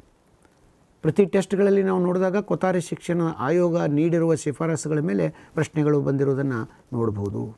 ಹಾಗಾಗಿ ನಿಮ್ಮ ನೆಟ್ ಸೆಟ್, KSET ಪರೀಕ್ಷೆಗಳಲ್ಲಿ ಕೊಥಾರಿ ಶಿಕ್ಷಣ ಆಯೋಗದ ಕುರಿತು ಇರುವ ಶಿಫಾರಸುಗಳ ವಿಶ್ಲೇಷಣೆ ಮತ್ತು ತಿಳುವಳಿಕೆ ಬಹಳ ಮುಖ್ಯ ಅಂತ ಹೇಳಿ ನಾನು ಪರಿಭಾವಿಸಿದ್ದೇನೆ. ಅದರ ಮುಖ್ಯವಾದ ಕೆಲವು ಶಿಫಾರಸುಗಳನ್ನು ನೋಡುವುದಾದರೆ structured degree courses 10+2+3 pattern. This is very very important recommendation you have to keep in your mind. ಪದವಿ ಹಂತದ ಶಿಕ್ಷಣಕ್ಕೆ ಒಂದು ವಿನ್ಯಾಸವನ್ನು ನೀಡಲಾಯಿತು, ಸ್ಟ್ರಕ್ಚರ್ಡ್ ಡಿಗ್ರಿ ಕೋರ್ಸ್ ಅಂತ ಹೇಳಿ. 10+2+3 ಪ್ಯಾಟರ್ನ್, 10+2+3 ಮಾದರಿ. ಇದನ್ನು ರಾಷ್ಟ್ರೀಯ ಶಿಕ್ಷಣ ಮಾದರಿ ಅಂತ ಕರೀತಾರೆ. ನ್ಯಾಷನಲ್ ಪ್ಯಾಟರ್ನ್ ಅಂತ ಕೂಡ ಇದನ್ನು ಕರೀತಾರೆ. ಭಾರತ ದೇಶದಲ್ಲಿ ಎಲ್ಲ ರಾಜ್ಯಗಳಲ್ಲಿಯೂ ಏಕರೂಪದ ಒಂದು ವಿನ್ಯಾಸ ಇರಬೇಕು, ಪದ್ಧತಿ ಇರಬೇಕು ಅಂತ ಇವರು ಹೇಳ್ತಾರೆ. ಅದಕ್ಕೆ 10+2+3 ಅಂದರೆ 10 ವರ್ಷದ ಶಾಲಾ ಶಿಕ್ಷಣ, 2 ವರ್ಷದ ಪದವಿ ಪೂರ್ವ ಶಿಕ್ಷಣ ಮತ್ತು 3 ವರ್ಷದ ಪದವಿ ಶಿಕ್ಷಣ ಏಕರೂಪತೆಯನ್ನು ಭಾರತದಾದ್ಯಂತ ಹೊಂದಿರಬೇಕು. 10 years of school education, 2 years of pre-university and 3 years of degree. That is called as 10+2+3 pattern of education. And he said education is important for national development. ರಾಷ್ಟ್ರೀಯ ಅಭಿವೃದ್ಧಿಗೆ ಶಿಕ್ಷಣವು ಬಹಳ ಮುಖ್ಯವಾದದ್ದು. ನಾವೆಲ್ಲರೂ ಇದರ ಬಗ್ಗೆ ಮಾತಾಡುವಾಗ ಹೇಳ್ತೇವೆ, ಶಿಕ್ಷಣ ಯಾವುದಕ್ಕಾಗಿ ಶಿಕ್ಷಣ? ಶಿಕ್ಷಣ ವ್ಯಕ್ತಿಯ ವಿಕಸನಕ್ಕಾಗಿ, ನಮ್ಮ ವೈಯಕ್ತಿಕ ಬೆಳವಣಿಗೆಗಾಗಿ ಅಂತ ನಾವು ಮಾತಾಡ್ತೀವಿ. ಆದರೆ ಕೊಥಾರಿ ಶಿಕ್ಷಣ ಆಯೋಗದಲ್ಲಿ ಏನು ಹೇಳಲಾಗಿದೆ ಅಂದರೆ, ರಾಷ್ಟ್ರೀಯ ಅಭಿವೃದ್ಧಿಯು ಶಿಕ್ಷಣದ ಮೇಲೆ ನಿಂತಿದೆ, ದೇಶದ ಅಭಿವೃದ್ಧಿಗೆ ಶಿಕ್ಷಣವು ಒಂದು ಸಾಧನ ಅನ್ನುವ ಮಾತನ್ನು ಕೊಥಾರಿ ಆಯೋಗ ಹೇಳಿದೆ. ನಿಮಗೆ ಈ ಥರದ ಪ್ರಶ್ನೆಗಳು ಬರ್ಬೋದು. Which committee shed that national development is important ಅಂತ ಹೇಳಿ. So education is important for national development ಅಂತ ಹೇಳಿದ ಆಯೋಗ ಯಾವುದು? ರಾಷ್ಟ್ರೀಯ ಬೆಳವಣಿಗೆಗೆ ಶಿಕ್ಷಣ ಮಹತ್ವವಾಗಿದೆ ಅಂತ ಯಾವ ಆಯೋಗದಲ್ಲಿ ಹೇಳಲಾಗಿದೆ ಅಂತ ಹೇಳಿದಾಗ ನೀವು ಕೊಥಾರಿ ಆಯೋಗವನ್ನು ಹೇಳಬೇಕಾಗುತ್ತೆ. ಸೊ ದೇಶದ ಅಭಿವೃದ್ಧಿ ಆ ದೇಶದ ಶಿಕ್ಷಣದ ಮೇಲೆ ನಿಂತಿದೆ. ಆದ್ದರಿಂದ ಗುಣಾತ್ಮಕ ಶಿಕ್ಷಣ ದೇಶದ ಅಭಿವೃದ್ಧಿಗೆ ಪೂರಕವಾದುದು. The quality education has relationship with national development. ಕೇವಲ ಆರ್ಥಿಕ ಅಭಿವೃದ್ಧಿಯಿಂದ ದೇಶ ಸುಧಾರಿಸೋದಿಲ್ಲ, ಶಿಕ್ಷಣದ ಮೂಲಕ ಅಭಿವೃದ್ಧಿಯನ್ನು ಹೊಂದೋದಕ್ಕೆ ಸಾಧ್ಯ ಆಗುತ್ತೆ. ರಾಷ್ಟ್ರೀಯ ಅಭಿವೃದ್ಧಿ ಶಿಕ್ಷಣವನ್ನು ಅವಲಂಬಿಸಿದೆ ಅನ್ನುವ ಮಾತನ್ನು ಕೊಥಾರಿ ಆಯೋಗ ಹೇಳಿದೆ. Quality and relevance of higher education. ಉನ್ನತ ಶಿಕ್ಷಣದ ಗುಣಮಟ್ಟ ಮತ್ತು ಪ್ರಸ್ತುತತೆಯ ಬಗ್ಗೆ ಕೊಥಾರಿ ಆಯೋಗ ಮಾತನಾಡುತ್ತೆ. ಉನ್ನತ ಶಿಕ್ಷಣ ಗುಣಾತ್ಮಕವಾಗಿರಬೇಕು, ಕ್ವಾಲಿಟಿ ಹೈಯರ್ ಎಜುಕೇಷನ್ ಆಗಿರಬೇಕು, ಒಂದು ಸ್ಟ್ಯಾಂಡರ್ಡ್ಸ್ ಅನ್ನೋದು ಹೊಂದಬೇಕು, ಉತ್ತಮವಾದ ದರ್ಜೆಯನ್ನು ಹೊಂದಬೇಕು. ಗುಣಾತ್ಮಕತೆ ಬಹಳ ಮುಖ್ಯವಾದದ್ದು. ಎಲ್ಲರಿಗೂ ಶಿಕ್ಷಣ ಕೊಡ್ತೀವಿ ಅನ್ನೋದು ಹೌದು, ಆದರೆ ವಾಟ್ ಅಬೌಟ್ ಕ್ವಾಲಿಟಿ? ಗುಣಾತ್ಮಕತೆ ಅನ್ನೋದು ಬಹಳ ಮುಖ್ಯವಾದದ್ದು. ಮತ್ತು ರಿಲೆವೆನ್ಸ್ ಅನ್ನೋ ಬಗ್ಗೆ ಮಾತಾಡ್ತಾರೆ. ಪ್ರಸ್ತುತತೆ, ಆ ಶಿಕ್ಷಣ ನಾವು ಪಡೆದಂಥ ಶಿಕ್ಷಣ ಎಷ್ಟು ಪ್ರಸ್ತುತವಾದದ್ದು, ಅದು ವಿದ್ಯಾರ್ಥಿಯ ಬದುಕಿಗೆ ಎಷ್ಟು ಮುಖ್ಯವಾದದ್ದು ಅನ್ನೋದನ್ನು ನಾವು ಡಿಸೈಡ್ ಮಾಡಬೇಕಾಗುತ್ತೆ. ಹಾಗಾಗಿ ಈ ಉನ್ನತ ಶಿಕ್ಷಣದ ಗುಣಾತ್ಮಕತೆ ಮತ್ತು ಪ್ರಸ್ತುತತೆ ಬಗ್ಗೆ ಈ ಕೊಥಾರಿ ಶಿಕ್ಷಣ ಆಯೋಗ ಮಾತನಾಡುತ್ತೆ. That's why quality and relevance of higher education is presented by Kothari Commission. Increase in enrollment in higher education. ಉನ್ನತ ಶಿಕ್ಷಣದಲ್ಲಿ ದಾಖಲೆಗಳನ್ನು ಹೆಚ್ಚು ಮಾಡಬೇಕು, ದಾಖಲೀಕರಣ ಹೆಚ್ಚಾಗಬೇಕು, ಪ್ರವೇಶಾತಿ ಹೆಚ್ಚಾಗಬೇಕು, ಅದನ್ನು ಹೆಚ್ಚು ಮಾಡಿ ಅಂತ ಹೇಳುತ್ತೆ. System of selective admission to be adapted. ಆಯ್ಕೆಗಳನ್ನು ಮಾಡಿ ಒಂದು ಪ್ರವೇಶಗಳನ್ನು ತೆಗೆದುಕೊಳ್ಳುವಾಗ ಅವರ ಆಸಕ್ತಿಯನ್ನು ಗಮನಿಸಿ ಉನ್ನತ ಶಿಕ್ಷಣಕ್ಕೆ ಪ್ರವೇಶ ಕೊಡಿ ಅಂತ ಹೇಳುತ್ತೆ.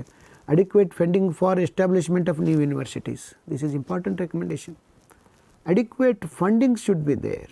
ವಿಶ್ವವಿದ್ಯಾಲಯಗಳನ್ನು ಸ್ಥಾಪಿಸಬೇಕಾದಾಗ ಅವುಗಳಿಗೆ ಉತ್ತಮವಾದ ಹಣಕಾಸನ್ನು ನೀಡಬೇಕು, ಅನುದಾನವನ್ನು ನೀಡಬೇಕು, ಸೌಲಭ್ಯಗಳನ್ನು ನೀಡುವ ಮೂಲಕ ವಿಶ್ವವಿದ್ಯಾಲಯಗಳನ್ನು ಆರಂಭಿಸಿ. ಇಲ್ಲದೆ ಹೋದರೆ ಅವು ಸಮಸ್ಯೆಯ ಕೇಂದ್ರಗಳಾಗ್ತವೆ ಅನ್ನುವ ಮಾತನ್ನು ಆ ಕಾಲದಲ್ಲಿ ಒಂದು ಶಿಫಾರಸನ್ನು ಕೊಥಾರಿ ಆಯೋಗ ನೀಡಿದೆ. ಇದು ಕೂಡ important. Improvement of standards in training and research at PG level. ಸ್ನಾತಕೋತ್ತರ ಶಿಕ್ಷಣದಲ್ಲಿ ಗುಣಾತ್ಮಕ ತರಬೇತಿಯನ್ನು ನೀಡುವುದು ಮತ್ತು ಸಂಶೋಧನೆಯನ್ನು ಕೈಗೊಳ್ಳುವುದು ಕೂಡ ಮುಖ್ಯ ಅನ್ನೋ ಮಾತನ್ನು ಕೊಥಾರಿ ಆಯೋಗ ಹೇಳುತ್ತೆ. PG ಲೆವೆಲಲ್ಲಿ ಸ್ನಾತಕೋತ್ತರಕ್ಕೆ ಹೋದಾಗೆ ನಾವೇನು ಮಾಡಬೇಕು? ತರಬೇತಿ, ಉತ್ತಮ ಹಂತದ ತರಬೇತಿ, ಟ್ರೈನಿಂಗನ್ನು ನಾವು ಕೊಡಬೇಕು. ವಿದ್ಯಾರ್ಥಿಗಳಿಗೆ ಸುಧಾರಿತ ತರಬೇತಿಯನ್ನು ಕೊಡಬೇಕು, ಕೌಶಲ್ಯಗಳನ್ನು ಬೆಳೆಸಬೇಕು ಮತ್ತು ಸಂಶೋಧನೆಗೆ ಮಹತ್ವ ಕೊಡಬೇಕು.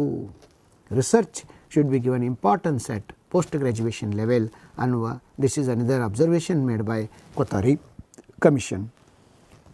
Support for research in universities. ವಿಶ್ವವಿದ್ಯಾಲಯದಲ್ಲಿ ಸಂಶೋಧನೆಗೆ ಆದ್ಯತೆ ನೀಡಬೇಕು, ಸಹಾಯಧನವನ್ನು ಕೊಡಬೇಕು, ಮಾರ್ಗದರ್ಶನವನ್ನು ಕೊಡಬೇಕು ಅನ್ನೋ ಮಾತನ್ನು ಕೂಡ ಹೇಳುತ್ತೆ. Universities should be converted into research centers.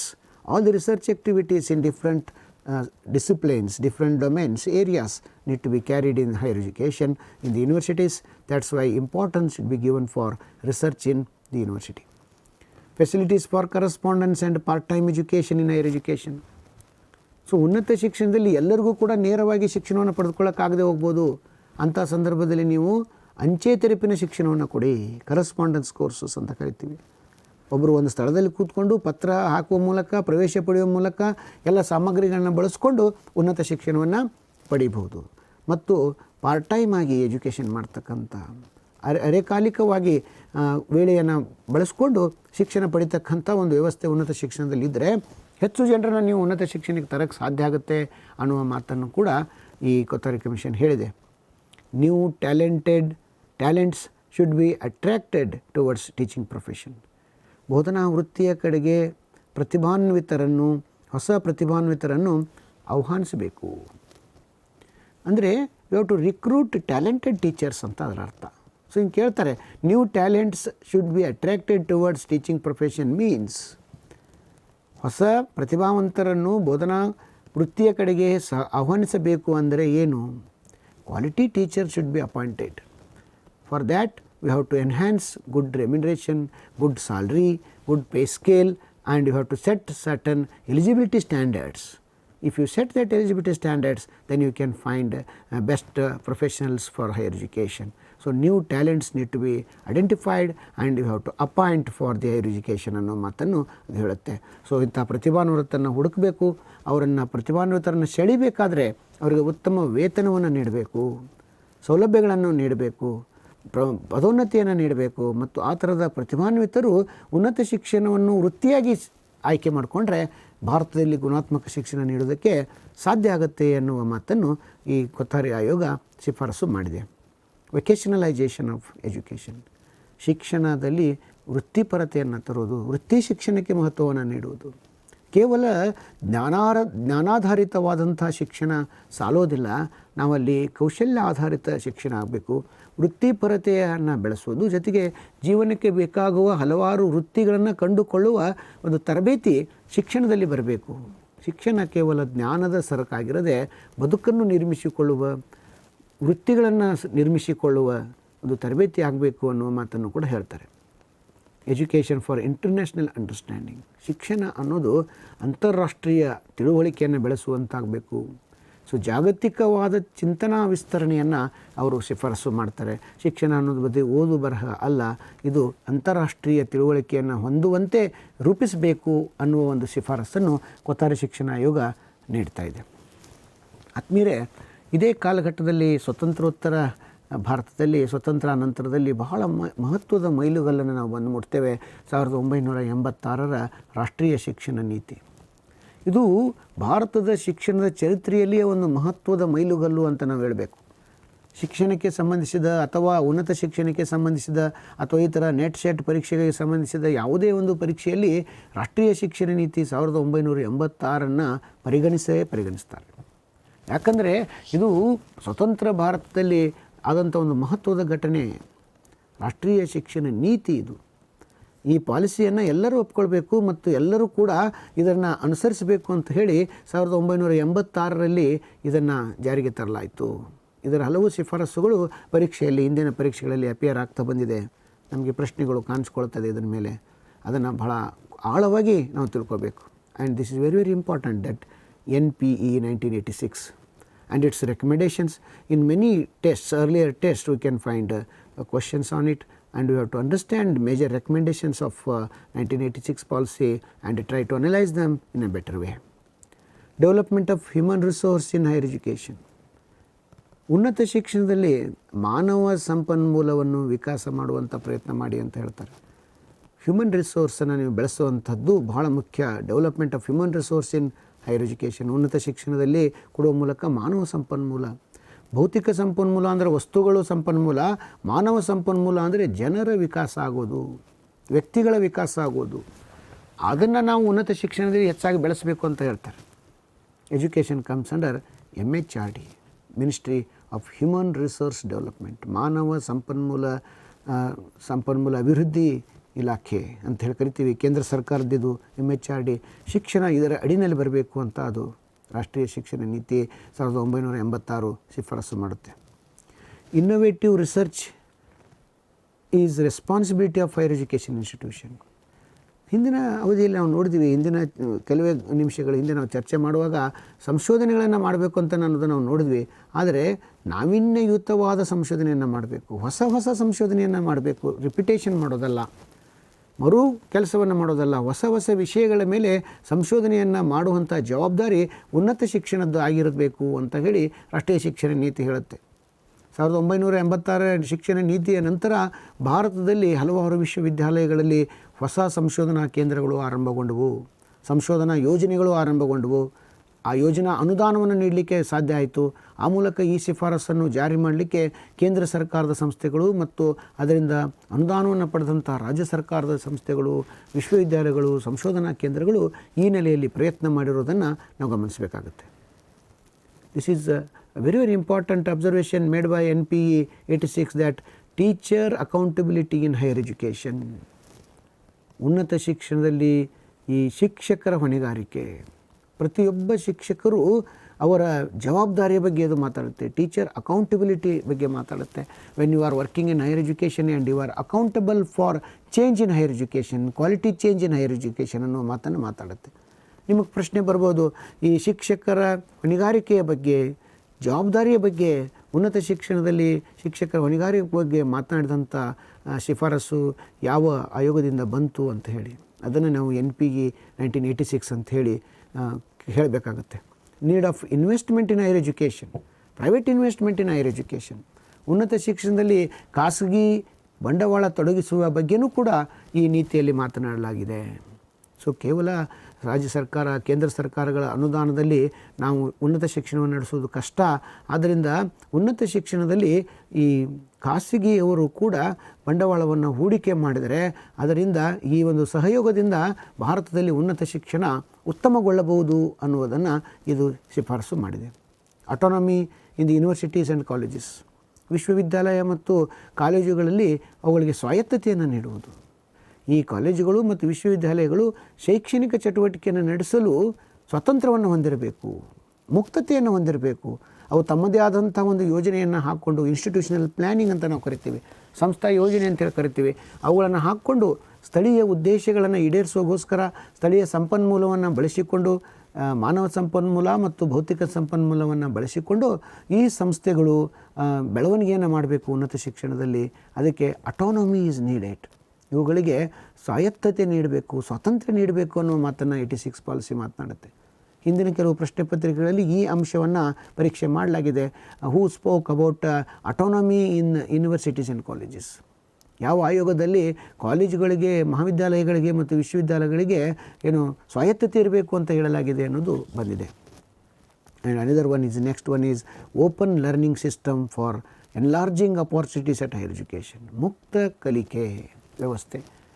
ಎಲ್ಲರಿಗೂ ಕೂಡ ಫಾರ್ಮಲ್ ಆದಂಥ ಶಿಕ್ಷಣ ನೀಡೋದು ಭಾಳ ಕಷ್ಟ. ವಿಶೇಷವಾಗಿ ಮಹಿಳೆಯರಿಗೆ ಇರ್ಬೋದು, ಉದ್ಯೋಗ ನಿರತರಿಗೆ ಇರ್ಬೋದು. ಅವರಿಗೆ ಔಪಚಾರಿಕವಾದ ಉನ್ನತ ಶಿಕ್ಷಣ ಮಾಡೋದು ಭಾಳ ಕಷ್ಟ ಆಗುತ್ತೆ. Because they are involved in the profession and other jobs, household work. It is very difficult for them to come for formal higher education. That's why 1986 policy said open learning system needs to be given opportunity. ಮುಕ್ತ ಕಲಿಕಾ ವ್ಯವಸ್ಥೆ, open education, distance ಎಜುಕೇಷನ್ಗೆ ಅವರು ಅವಕಾಶವನ್ನು ಕೊಡಬೇಕು. ದೂರ ಶಿಕ್ಷಣಕ್ಕೆ ಅವಕಾಶವನ್ನು ಕೊಡಬೇಕು. ದೂರ ಶಿಕ್ಷಣದ ಸಂಸ್ಥೆಗಳು ಬರಬೇಕು. ಆ ಮೂಲಕ ಉನ್ನತ ಶಿಕ್ಷಣದಲ್ಲಿ ಪ್ರವೇಶವನ್ನು ಹೆಚ್ಚು ಮಾಡಲಿಕ್ಕೆ ಸಾಧ್ಯ ಆಗುತ್ತೆ ಅನ್ನುವ ಅಭಿಪ್ರಾಯವನ್ನು ನೀಡಿದರು. ಸ್ಪರ್ಧಾರ್ಥಿಗಳೇ, ಈ ಒಂದು ರೆಕಮೆಂಡೇಷನ್ನ ಆಧಾರದ ಮೇಲೆ ನಮ್ಮಲ್ಲಿ ಹಲವಾರು ಮುಕ್ತ ವಿಶ್ವವಿದ್ಯಾಲಯಗಳು ಆರಂಭವಾಗಿರುವುದನ್ನು ನಾವು ನೋಡ್ಬೋದು. ಕೇಂದ್ರೀಯ ಮುಕ್ತ ವಿಶ್ವವಿದ್ಯಾಲಯ ಆಗಿರುವಂಥ ಇಗ್ನೋ ಅಂತಕ್ಕಂಥದ್ದು ಇರ್ಬೋದು, ಮತ್ತು ಹಲವಾರು ರಾಜ್ಯದ ದೂರ ಶಿಕ್ಷಣ ವಿಶ್ವವಿದ್ಯಾಲಯಗಳು, ಕೇಂದ್ರಗಳು, ಮುಕ್ತ ಶಿಕ್ಷಣ ಕ್ರಮವನ್ನು ನೀಡ್ತಕ್ಕಂಥ ಸಂಸ್ಥೆಗಳು ಭಾರತದಲ್ಲಿ ಹುಟ್ಟಿದವು ಅನ್ನೋದನ್ನು ನಾವು ಐತಿಹಾಸಿಕವಾಗಿ ನೋಡೋದಕ್ಕೆ ಸಾಧ್ಯ ಆಗುತ್ತೆ. ಹೀಗೆ ರಾಷ್ಟ್ರೀಯ ಶಿಕ್ಷಣ ನೀತಿ 86 performance appraisal for the institutions, ಉನ್ನತ ಶಿಕ್ಷಣಗಳ ಸಂಸ್ಥೆಗಳ ಸಾಧನೆಯನ್ನು ಅಳೆಯುವಂಥ ಮಾನದಂಡಗಳು ಬರಬೇಕು. ಒಂದು ಸಂಸ್ಥೆಯನ್ನು ಒಂದು ಮಾನದಂಡಗಳನ್ನು ಇಟ್ಟುಕೊಂಡು ಅಳಿಬೇಕು, ಅದರ ಗುಣಮಟ್ಟ ನಿಷ್ಕರ್ಷೆಯನ್ನು ಮಾಡಬೇಕಂತ ಕೂಡ ಹೇಳುತ್ತೆ. Performance appraisal for the institution. ಒಂದು ಸಂಸ್ಥೆ ಸರ್ಕಾರದ ಅನುದಾನವನ್ನು ಪಡಿತಾ ಇರುತ್ತೆ, ಸಾರ್ವಜನಿಕರಿಂದ ವಂತಿಗೆಯನ್ನು ಪಡಿತಾ ಇರುತ್ತೆ, ಪ್ರವೇಶ ಶುಲ್ಕವನ್ನು ಪಡಿತಾ ಇರುತ್ತೆ. ಇಂತಹ ಸಂಸ್ಥೆ, ಕೇಂದ್ರ ಮತ್ತು ರಾಜ್ಯ ಸರ್ಕಾರಗಳಿಂದ ಅನುದಾನವನ್ನು ಪಡೆಯುವ ಸಂಸ್ಥೆ ಎಷ್ಟರ ಮಟ್ಟಿಗೆ ಸಾಧನೆಯನ್ನು ಮಾಡ್ತಾ ಇದೆ ಅನ್ನೋದನ್ನು ಕೂಡ ನೋಡಬೇಕಾಗುತ್ತೆ. This is very very important. National eligibility test, NET, qualifying examination for recruitment of faculty at universities and colleges should be established. ಇವತ್ತೇನು ನೀವು ನೆಟ್ ಸೆಟ್ ಬಗ್ಗೆ ನಾವು ಮಾತಾಡ್ತಾ ಇದ್ದೇವೆ, ಈ ಪರೀಕ್ಷೆಗಳು ಇರಬೇಕು ಅಂತ, ಇಂಥರದ ಒಂದು ಅರ್ಹತಾ ಪರೀಕ್ಷೆ ಇರಬೇಕು ರಾಷ್ಟ್ರ ಮಟ್ಟದಲ್ಲಿ ಅಂತ ಹೇಳಿದ್ದೇ ರಾಷ್ಟ್ರೀಯ ಶಿಕ್ಷಣ ನೀತಿ 1986. ನೆಟ್ ಪರೀಕ್ಷೆಯನ್ನು ಕಂಡಕ್ಟ್ ಮಾಡಿರಿ ಅಂತ ಹೇಳಿದವರು ಯಾರು ಅನ್ನುವ ಪರೀಕ್ಷೆ ನೆಟ್ಟಲ್ಲೇ ಬರುವಂಥ ಸಾಧ್ಯತೆ ಇದೆ. ರಾಷ್ಟ್ರೀಯ ಶಿಕ್ಷಣ ನೀತಿ ಇದನ್ನು ಹೇಳುತ್ತೆ. ಈ ಒಂದು ಅರ್ಹತಾ ಪರೀಕ್ಷೆ ಬಂದ ಮೇಲೆ ಒಂದು ಉತ್ತಮವಾದಂಥ ವಿಕಾಸ, ಬೆಳವಣಿಗೆ, ಗುಣಾತ್ಮಕವಾದಂಥ ಶಿಕ್ಷಕರು ಉನ್ನತ ಶಿಕ್ಷಣದಲ್ಲಿ ಬರ್ತಾ ಇರೋದನ್ನು ನಾವು ಕಾಣ್ತಾ ಇದ್ದೇವೆ. ಅವರು ಸ್ನಾತಕೋತ್ತರ ಪದವೀಧರರಾಗಿ ಈ ಥರದ NETಯನ್ನು ಮಾಡುವ ಮೂಲಕ, ಅವರು ಅರ್ಹತೆಯನ್ನು ಪಡೆಯುವ ಮೂಲಕ ಉತ್ತಮವಾದಂಥ ಅಧ್ಯಾಪಕರು ಅರ್ಹತೆಯನ್ನು ಪಡೆದು ಪದವಿ ಕಾಲೇಜುಗಳಲ್ಲಿ ಮತ್ತು ವಿಶ್ವವಿದ್ಯಾಲಯಗಳಲ್ಲಿ ಬೋಧಕರಾಗ್ತಾ ಇರುವುದು ಒಂದು ಮಹತ್ವದ ಬೆಳವಣಿಗೆ. Academic staff colleges for in service training programme. ನೋಡಿ, ಈ ಇನ್ ಸರ್ವಿಸ್ನಲ್ಲಿ ಸೇವಾ ನಿರತ ಅಧ್ಯಾಪಕರಿಗಾಗಿ ತರಬೇತಿ ಶಾಲೆಗಳನ್ನು, ಶೈಕ್ಷಣಿಕ ತರಬೇತಿ ಶಾಲೆಗಳನ್ನು, ಕಾಲೇಜುಗಳನ್ನು ಆರಂಭಿಸಬೇಕು ಅಂತ ಹೇಳುತ್ತೆ. ಅಕಾಡೆಮಿಕ್ ಸ್ಟಾಫ್ ಕಾಲೇಜಸ್ ಅಂತ ಕರೀತಾರೆ. ಈಗಾಗಲೇ ಸೇವೆಯಲ್ಲಿ ಇರುವವರು ತಮ್ಮನ್ನು ರಿಫ್ರೆಶ್ ಮಾಡ್ಕೊಳ್ಳೋಗೋಸ್ಕರ, ಹೊಸ ಜ್ಞಾನವನ್ನು ಪಡೆಯೋಗೋಸ್ಕರ, ಹೊಸ ಕೌಶಲ್ಯಗಳನ್ನು ಪಡೆಯೋಗೋಸ್ಕರ ಕೆಲವು ದಿನಗಳ, ಕೆಲವು ತಿಂಗಳುಗಳ ಕಾಲ ತರಬೇತಿಗೆ ಹೋಗ್ತಾರೆ. ಅದಕ್ಕೆ ಓರಿಯೆಂಟೇಷನ್ ಪ್ರೋಗ್ರಾಮ್ ಅಂತ ಕರೀತಾರೆ, ರಿಫ್ರೆಷರ್ ಪ್ರೋಗ್ರಾಮ್ ಅಂತ ಕರೀತಾರೆ, ವರ್ಕ್ಶಾಪ್ಸ್ ಅಂತ ಕರೀತಾರೆ, ಟ್ರೈನಿಂಗ್ ಪ್ರೋಗ್ರಾಮ್ಸ್ ಅಂತ ಕರೀತಾರೆ, ಸೊ ಸ್ಕಿಲ್ ಡೆವಲಪ್ಮೆಂಟ್ ಅಂತ ಕರೀತಾರೆ, PDF ಅಂತ ಕರೀತಾರೆ, ಫ್ಯಾಕಲ್ಟಿ ಡೆವಲಪ್ಮೆಂಟ್ ಪ್ರೋಗ್ರಾಮ್ಸ್ ಅಂತ ಕರೀತಾರೆ. ಹೀಗೆ ಭಿನ್ನ ಭಿನ್ನವಾದ ಕಾರ್ಯಕ್ರಮಗಳು ಇದೆ. ಅದನ್ನು ನೀಡೋದಕ್ಕೇ ಶೈಕ್ಷಣಿಕ ಸಿಬ್ಬಂದಿ ಕಾಲೇಜುಗಳನ್ನು ಆರಂಭಿಸಬೇಕು ಅಂತ ಹೇಳಿ ಒಂದು ಮಹತ್ವದ ರೆಕಮೆಂಡೇಷನ್ನ ಕೊಡ್ತು. ಪ್ರೋಗ್ರಾಮ್ ಆಫ್ ಆ್ಯಕ್ಷನ್ 1992 ಕೂಡ ಒಂದು ಮಹತ್ವದ ಘಟನೆ, ಅದನ್ನು ಕೂಡ ತಾವು ಗಮನಿಸಬೇಕು. ಅಂಬಾನಿ ಬಿರ್ಲಾ ರಿಪೋರ್ಟ್ 2000 ಇದೊಂದು ವರದಿ. ಅಂಬಾನಿ ಬಿರ್ಲಾ ರಿಪೋರ್ಟನ್ನು ಹೆಸರನ್ನು ಅದಕ್ಕೆ ಇಡಲಾಗಿದೆ. ಇದನ್ನು ಅಂಬಾನಿ ಬಿರ್ಲಾ ಬರೆದದ್ದಲ್ಲ. ಇದರ ಅರ್ಥ ಏನು ಅಂದರೆ private investment on higher education. Private investment on higher education, ಉನ್ನತ ಶಿಕ್ಷಣದಲ್ಲಿ ಖಾಸಗಿಯವರು ಬಂಡವಾಳವನ್ನು ತೊಡಗಿಸಬೇಕು ಅನ್ನುವ ಒಂದು ಅಹವಾಲನ್ನು ಇದರಲ್ಲಿ ಸೇರಿಸಲಾಯಿತು. ಇದಕ್ಕೊಂದು ಹೆಸರನ್ನು ಇಟ್ಟರು ಅಷ್ಟೇ. 2000 ಇಸ್ವಿನಲ್ಲಿ ಇದು ಬಂತು, ಅಂಬಾನಿ ಬಿರ್ಲಾ ರಿಪೋರ್ಟ್ ಅಂತ.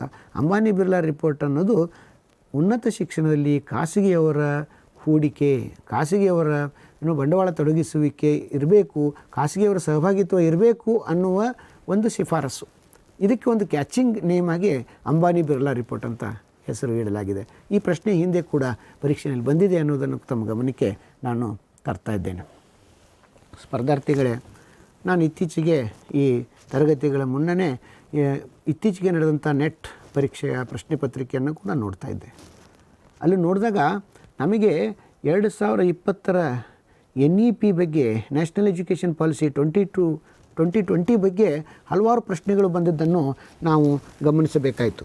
ಅದರಿಂದ ನಾವು ನೋಡಬೇಕಾಯಿತು. ಯಾಕಂದರೆ ಹಲವಾರು ಪ್ರಶ್ನೆಗಳು ಈ 2020 ರಾಷ್ಟ್ರೀಯ ಶಿಕ್ಷಣ ನೀತಿ ಹೇಳಿದ ಶಿಫಾರಸುಗಳ ಮೇಲೆ ಪ್ರಶ್ನೆಗಳು ಬಂದಿವೆ. ಅದರಿಂದ ನಾವು ಈ ಸೆಷನ್ನಲ್ಲಿ ಕೆಲವು ಮಹತ್ವದ ಶಿಫಾರಸುಗಳನ್ನು, major transformational reforms as suggested by NEP 2020 in higher education sector, ಅದನ್ನು ನಾವು ನೋಡಿದರೆ ಇವುಗಳು ನಿಮಗೆ ಮುಂದಿನ ಪರೀಕ್ಷೆಯಲ್ಲಿ ಖಂಡಿತ ಉಪಯೋಗಕ್ಕೆ ಬರುತ್ತೆ ಅಂತ ಹೇಳಿ ನಾನು ಅಂದ್ಕೊಂಡಿದ್ದೇನೆ. ಅದರ ಮುಖ್ಯಾಂಶಗಳನ್ನು ನೋಡೋದಾದರೆ, major reforms of higher education, ಉನ್ನತ ಶಿಕ್ಷಣಕ್ಕೆ ಸಂಬಂಧಿಸಿದಂತಹ ಮುಖ್ಯವಾದ ಸುಧಾರಣೆಗಳು ಯಾವುವು. ಯಾಕೆ ನಾನು ಇದನ್ನು ಕಾನ್ಸಂಟ್ರೇಟ್ ಮಾಡ್ತಾ ಇದ್ದೀನಿ ಅಂದರೆ, ನಮ್ಮ ನೆಟ್ ಸೆಟ್ ಪರೀಕ್ಷೆ ಉನ್ನತ ಶಿಕ್ಷಣಕ್ಕೆ ಸಂಬಂಧಿಸಿದ್ದು, KSET ಉನ್ನತ ಶಿಕ್ಷಣಕ್ಕೆ ಸಂಬಂಧಿಸಿದ್ದು, ಶಾಲಾ ಶಿಕ್ಷಣದ ಬಗ್ಗೆಯೂ ಕೂಡ NEP 2020 ಹಲವಾರು ಶಿಫಾರಸುಗಳನ್ನು ನೀಡಿದೆ. ಬಟ್ ಅವುಗಳ ಬಗ್ಗೆ ನಾನು ಹೆಚ್ಚು ಕಾನ್ಸಂಟ್ರೇಟ್ ಮಾಡ್ತಾ ಇಲ್ಲ. ಉನ್ನತ ಶಿಕ್ಷಣಕ್ಕೆ ರಾಷ್ಟ್ರೀಯ ಶಿಕ್ಷಣ ನೀತಿ 2020 ಕೊಟ್ಟಂತಹ ಮುಖ್ಯವಾದ ಶಿಫಾರಸುಗಳನ್ನು ಮಾತ್ರ ತಮ್ಮ ಗಮನಕ್ಕೆ ಹೆಚ್ಚಾಗಿ ನಾನು ತರ್ತಾ ಇದ್ದೇನೆ. See this 50% gross enrolment ratio by 2035.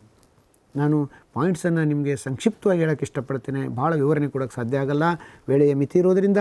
ಈ 2035 ನಮ್ಮ GER gross enrolment ratio at higher education should be 50% ಅಂತ ಇದು ಮಾತಾಡುತ್ತೆ. 50% ಭಾರತೀಯರು ಉನ್ನತ ಶಿಕ್ಷಣಕ್ಕೆ ಪ್ರವೇಶ ಪಡಿಬೇಕು. ಈಗ ನಾವು ಸರಿ 20% ಆಸ್ಪಾಸ್ನಲ್ಲಿದ್ದೇವೆ, 25% ಕೂಡ ನಾವು ದಾಟಿಲ್ಲ. 50% ಜನ ಉನ್ನತ ಶಿಕ್ಷಣಕ್ಕೆ ಪ್ರವೇಶ ಪಡಿಬೇಕು. GER ಎಕ್ಸ್ಟೆಂಡ್ ಆಗಬೇಕಂತ ಇದು ರಿಫರ್ಸ್ ಮಾಡುತ್ತೆ. Holistic and multi disciplinary education, flexibility of subjects. ನೋಡಿರಿ, ಸರ್ವಾಂಗೀನಾದಂಥ ಅಂತರ್ಶಾಸ್ತ್ರೀಯ ಶಿಕ್ಷಣ, ಅಂತರ್ವಿಷಯದ ಶಿಕ್ಷಣಗಳನ್ನು ನೀಡುವುದು ಮತ್ತು ವಿಷಯಗಳ ಆಯ್ಕೆಯಲ್ಲಿ ಮುಕ್ತತೆಯನ್ನು ಕೊಡುವಂಥ, ನಮನೀಯತೆಯನ್ನು ಕೊಡುವಂಥ, ವಿದ್ಯಾರ್ಥಿಗಳು ತಮಗೆ ಇಷ್ಟವಾದ ಕಾಂಬಿನೇಷನ್ಸನ್ನು ತೆಗೆದುಕೊಳ್ಳುವಂಥದ್ದು, ವಿಷಯಗಳನ್ನು ಆಯ್ಕೆ ಮಾಡಿಕೊಳ್ತಕ್ಕಂಥ ಫ್ಲೆಕ್ಸಿಬಿಲಿಟಿ ಆಫ್ ಸಬ್ಜೆಕ್ಟ್ಸ್ ಅನ್ನೋದು ಒಂದು ಮೇಜರ್ ರಿಫಾರ್ಮ್ ಆಗಿ ಈ 2020 ಪ್ರೋಗ್ರಾಮಲ್ಲಿ ಬಂದಿದೆ. Multiple entry and multiple exit, ಇದ್ರ ಬಗ್ಗೆ ಭಾಳ ಚರ್ಚೆಯಾಗಿದೆ. ವಿದ್ಯಾರ್ಥಿ ಶಿಕ್ಷಣಕ್ಕೆ ಪ್ರವೇಶ ಪಡಿಬೇಕು, ತನಗೆ ಅವಶ್ಯಕ ಇದ್ದಾಗ ಪ್ರವೇಶ ಪಡೆದು ಕಾರಣಾಂತರಗಳಿಂದ ಆತ ಶಿಕ್ಷಣದಿಂದ ಹೊರಗಡೆ ಹೋಗಿ ಮತ್ತೆ ಎಂಟ್ರಿ ಮಾಡ್ತಕ್ಕಂಥ ಅವಕಾಶ, ಹಲವಾರು ಬಾರಿ ಆತ ಪ್ರವೇಶ ಪಡೆದು ಮತ್ತೆ ಹೊರಗಡೆ ಹೋಗಿ ಮತ್ತೆ ಪ್ರವೇಶ ಮಾಡ್ಬೋದು. ಎಂಟ್ರಿ ಆ್ಯಂಡ್ ಎಕ್ಸಿಟ್ ಫ್ಲೆಕ್ಸಿಬಿಲಿಟಿಯ ಬಗ್ಗೆ ಮುಕ್ತತೆಯನ್ನು ನೀಡಿದ್ದು ಮಲ್ಟಿಪಲ್ ಎಂಟ್ರಿ ಆ್ಯಂಡ್ ಎಕ್ಸಿಟ್. ಈ ಮಲ್ಟಿಪಲ್ ಎಂಟ್ರಿ ಎಕ್ಸಿಟಿಂದ ಶಿಕ್ಷಣ ಮೊಟಕುಗೊಳ್ಳುವುದು ನಿಂತು ಹೋಗುತ್ತೆ.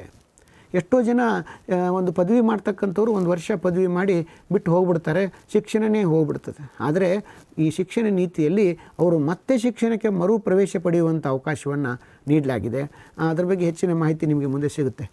UG ಪ್ರೋಗ್ರಾಮ್ 3 to 4 years, ಪದವಿ ಶಿಕ್ಷಣ, ಸ್ನಾತಕ ಪದವಿ ಶಿಕ್ಷಣ 3 ಅಥವಾ 4 ವರ್ಷಗಳ ಶಿಕ್ಷಣ ಮತ್ತು PG ಪ್ರೋಗ್ರಾಮ್ 1 ಮತ್ತು 2 ವರ್ಷದ ಒಂದು ಸ್ನಾತಕೋತ್ತರ ಶಿಕ್ಷಣದ ಶಿಫಾರಸು, integrated 5 years bachelor and master programmes, ಈ ಸಂಯೋಜಿತವಾದಂಥ 5 ವರ್ಷಗಳ ಪದವಿ ಶಿಕ್ಷಣ ಇಂಟಿಗ್ರೇಟೆಡ್ ಪ್ರೋಗ್ರಾಮ್ಸ್ ಬಗ್ಗೆ ಕೂಡ ಇದು ಶಿಫಾರಸನ್ನು ಮಾಡುತ್ತೆ. MPhil ಪ್ರೋಗ್ರಾಮನ್ನು ಡಿಸ್ಕಂಟಿನ್ಯೂ ಮಾಡೋದು, MPhil ಅಂತಕ್ಕಂಥ ಒಂದು ಕಾರ್ಯಕ್ರಮವನ್ನು ಮುಂದುವರ್ಸೋದು ಬೇಡ ಅಂತ ಅದು ಹೇಳುತ್ತೆ. This is very very important. That is credit transfer and academic bank of credit, ABC ಅಂತ ಕರಿತೀವಿ.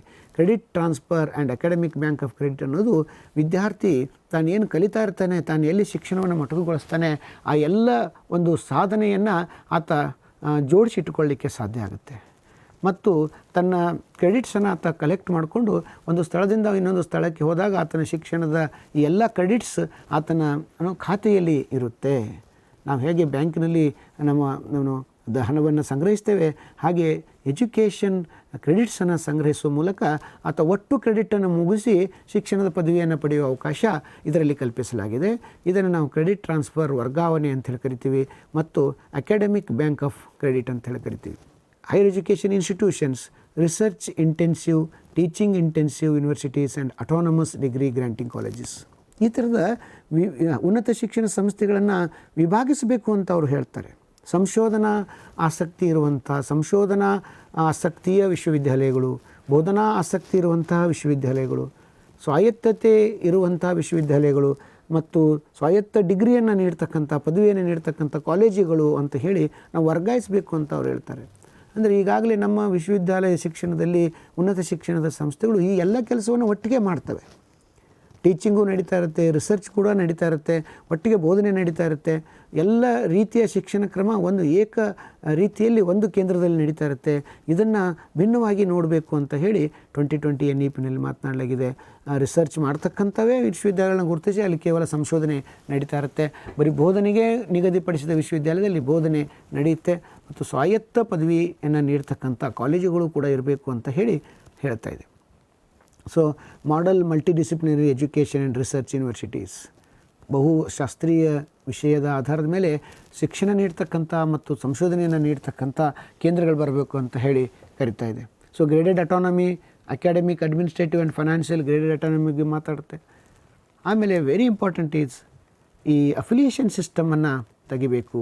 ಈ ಒಂದು ಏನು ಸಂಲಗ್ನತೆಯನ್ನು ಕೊಡ್ತಕ್ಕಂಥ ವ್ಯವಸ್ಥೆ ಇದೆ, ಒಂದು ಕಾಲೇಜು ವಿಶ್ವವಿದ್ಯಾಲಯದ ಮೇಲೆ ಅವಲಂಬನೆ ಆಗ್ತಕ್ಕಂಥ ವ್ಯವಸ್ಥೆ ಇದೆ, ಅದನ್ನು ತೆಗೆದು ಪ್ರತಿಯೊಂದು ಕಾಲೇಜುಗಳು ಸ್ವಾಯತ್ತ ಕಾಲೇಜುಗಳಾಗಬೇಕು. ನ್ಯಾಷನಲ್ ಮಿಷನ್ ಆನ್ ಮೆಂಟರಿಂಗ್ ಆಗಬೇಕು. ಇಂಡಿಪೆಂಡೆಂಟ್ ಬೋರ್ಡ್ ಆಫ್ ಗವರ್ನರ್ಸ್, ಸ್ವಾಯತ್ತತೆ ಈ ಆಡಳಿತ ಮಂಡಳಿಗೆ ನೀಡೋದು. Single regulator for higher education system ಅಂತ ಕೂಡ ಅದು ಮಾತಾಡುತ್ತೆ. ಉನ್ನತ ಶಿಕ್ಷಣದಲ್ಲಿ ನೀತಿ ನಿಯಮಗಳನ್ನ ಮಾಡೋದಕ್ಕೆ ನಮ್ಮಲ್ಲಿ ಹಲವಾರು ಮಂಡಳಿಗಳು ಇವೆ. ಜನರಲ್ ನೋಡೋದಕ್ಕೆ UGC ಇದೆ, ಆಲ್ ಇಂಡಿಯಾ ಟೆಕ್ನಿಕಲ್ ಎಜುಕೇಷನ್ಗೆ ಇದೆ, ಮೆಡಿಕಲ್ ಕೌನ್ಸಿಲ್ ಆಫ್ ಇಂಡಿಯಾ ಇದೆ. ಬೇರೆ ಬೇರೆ ರೀತಿಯ ಶಿಕ್ಷಣಕ್ಕೆ ಬೇರೆ ಬೇರೆ NCTE ಇದೆ, ಟೀಚರ್ ಎಜುಕೇಷನ್ಗೆ. ಬೇರೆ ಬೇರೆ ಶಿಕ್ಷಣ ಕ್ರಮಗಳಿಗೆ ಒಂದು ತೀರ್ಮಾನವನ್ನು ನೀಡುವುದಕ್ಕೆ, ಗುಣಾತ್ಮಕತೆಯನ್ನು ನಿಯಂತ್ರಿಸುವುದಕ್ಕೆ ಬೇರೆ ಬೇರೆ ಸಂಸ್ಥೆಗಳು ಇವೆ. ಇವುಗಳೆಲ್ಲವನ್ನು ಉನ್ನತ ಶಿಕ್ಷಣದ ಒಂದು ವೇದಿಕೆಯಲ್ಲಿ ತರಬೇಕು ಮತ್ತು ಏಕ ಗವಾಕ್ಷಿಯ ಮೂಲಕ ಉನ್ನತ ಶಿಕ್ಷಣದ ಒಂದು ಗುಣಾತ್ಮಕತೆಯನ್ನು ಕಾಪಾಡಬೇಕು ಅಂತ ಹೇಳಿ ಒಂದು ಶಿಫಾರಸನ್ನು, ಆ ಥರದ ಸಂಸ್ಥೆಗಳನ್ನ ಸ್ಥಾಪಿಸಬೇಕು ಅಂತ ಹೇಳಿ ರಾಷ್ಟ್ರೀಯ ಶಿಕ್ಷಣ ನೀತಿ ಶಿಫಾರಸನ್ನು ಮಾಡಿದೆ. Online self disclosure based transparent system of approval and inspections, ಈ ಥರದ ಈ LIC ಮತ್ತೊಂದು ಸಂಸ್ಥೆಗಳಿಗೆ ಭೇಟಿ ನೀಡ್ತಕ್ಕಂಥ ಈ ಮಾರ್ಗಗಳನ್ನು ಬಿಟ್ಟು ಆನ್ಲೈನ್ ಮಾದರಿಯಲ್ಲಿ ತಂತ್ರಜ್ಞಾನವನ್ನು ಬಳಸಿಕೊಂಡು ನಾವು ಅಫಿಲಿಯೇಷನನ್ನು ನೀಡ್ತಕ್ಕಂಥದ್ದು, ಫಿಲಾಂಥ್ರಪಿಕ್ ಪಾರ್ಟ್ನರ್ಶಿಪ್ಗಳನ್ನು ಮಾಡ್ತಕ್ಕಂಥದ್ದು, free fixation with board regulatory framework ಅನ್ನೋದು, within public investment in education sector ಅನ್ನೋದು ಕೂಡ, ಅದು ಈ ಸಾರ್ವಜನಿಕ ಹೂಡಿಕೆಯನ್ನು ಶಿಕ್ಷಣದ ಕುರಿತು ಹೆಚ್ಚಿನ ಹೂಡಿಕೆಯನ್ನು ಮಾಡುವುದು, ಇದನ್ನು ಕೂಡ ರಾಷ್ಟ್ರೀಯ ಶಿಕ್ಷಣ ನೀತಿ ಮಾತಾಡುತ್ತೆ. ಮತ್ತು ನ್ಯಾಷನಲ್ ರಿಸರ್ಚ್ ಫೌಂಡೇಶನ್ NRF ಅಂತಕ್ಕಂಥ ಒಂದು ಸಂಸ್ಥೆಯನ್ನು ಸ್ಥಾಪಿಸುವ ಬಗ್ಗೆ ಮಾತಾಡುತ್ತೆ. ಇನ್ಸ್ಟಿಟ್ಯೂಷನಲೈಜೇಷನ್ ಆಫ್ ಎಜುಕೇಷನ್, ಇಂಟರ್ನ್ಯಾಷನಲೈಜೇಷನ್ ಆಫ್ ಎಜುಕೇಷನ್ ಬಗ್ಗೆ ಮಾತಾಡುತ್ತೆ. ಶಿಕ್ಷಣದ ಗುಣಾತ್ಮಕತೆಯನ್ನು ಅಂತಾರಾಷ್ಟ್ರೀಯ ಮಟ್ಟದ ಶಿಕ್ಷಣವನ್ನು ಹೆಚ್ಚಿಸಬೇಕು ಅಂತೇಳಿ, ಕೇವಲ ಭಾರತದಕ್ಕೆ ಮಾತ್ರ ಅಲ್ಲ, ಅಂತಾರಾಷ್ಟ್ರೀಯ ಮಟ್ಟದವರೆಗೆ ಇದರ ಗುಣಾತ್ಮಕತೆ, ಉನ್ನತ ಶಿಕ್ಷಣದ ಗುಣಾತ್ಮಕತೆ ಹೆಚ್ಚಾಗಬೇಕು. Integration of vocational teacher and professional education, ಈ ವೃತ್ತಿ ಶಿಕ್ಷಣ, ಶಿಕ್ಷಕರ ಶಿಕ್ಷಣ ಇವುಗಳ ಜೊತೆಗೆ ಒಂದು ಸಮನ್ವಯತೆ ಆಗಬೇಕು. ಇವೆಲ್ಲ ಬೇರೆ ಬೇರೆಯಾಗಿ ಒಡೆದು ಹಂಚಿಕೆಯಾಗಿ ಹೋಗಿರುವುದನ್ನು ಏಕರೂಪಕ್ಕೆ ತರಬೇಕು ಅಂತ ಹೇಳಿ ಈ ವೃತ್ತಿ ಶಿಕ್ಷಣ ಮತ್ತು ಶಿಕ್ಷಕರ ಶಿಕ್ಷಣ, ಟೀಚರ್ ಎಜುಕೇಷನ್ ಮತ್ತು ವೃತ್ತಿ ಶಿಕ್ಷಣದ ಬಗ್ಗೆ, ಪ್ರೊಫೆಷ್ನಲ್ ಎಜುಕೇಷನ್ ಬಗ್ಗೆ ಹಲವಾರು ರೀತಿ ನಿಯಮಗಳನ್ನು ಹೇಳಿದೆ. ಕೋರ್ಸ್ಗಳನ್ನು ಕೂಡ ಹೇಳಿದೆ. ಹೊಸ ಶಿಕ್ಷಣ ಕೋರ್ಸ್ಗಳನ್ನು, ಬಿ ಎಡ್ ಕೋರ್ಸ್ನ ಬಗ್ಗೆಯೂ ಕೂಡ ಅದು ಮಾತಾಡುತ್ತೆ. ಇಂಟಿಗ್ರೇಟೆಡ್ ಬಿ ಎಡ್ ಕೋರ್ಸ್ ಅಂತ ಹೇಳಿ ಐ ಟೆಪ್ ಅಂತ ಹೇಳಿ ಕರಿತೀವಿ. ಅದ್ರ ಬಗ್ಗೆಯೂ ಕೂಡ ಅದು ಶಿಫಾರಸುಗಳನ್ನು ನೀಡಿದೆ. And setting of new quality higher education institutions has been made easier. ಉನ್ನತ ಶಿಕ್ಷಣ ಸಂಸ್ಥೆಯನ್ನು ಸ್ಥಾಪಿಸುವಂಥದ್ದು, ಹೊಸ ಸ್ಥಾಪನೆಗೆ ಮುಕ್ತವಾದ ಅವಕಾಶವನ್ನು ನೀಡಬೇಕು. ಸುಲಭವಾದ ರೀತಿಯಲ್ಲಿ ಒಂದು ಉನ್ನತ ಶಿಕ್ಷಣ ಕೇಂದ್ರವನ್ನು ತೆರೆಯುವ ಅವಕಾಶ ಕೊಟ್ಟಾಗ ಉನ್ನತ ಶಿಕ್ಷಣ ವಿಸ್ತರಿಸಬಹುದು ಅಂತ ಹೇಳಿ ರಾಷ್ಟ್ರೀಯ ಶಿಕ್ಷಣ ನೀತಿ ಹೇಳುತ್ತೆ. And very important observation is stand alone higher education institutions and professional education institutions will evolve into multidisciplinary.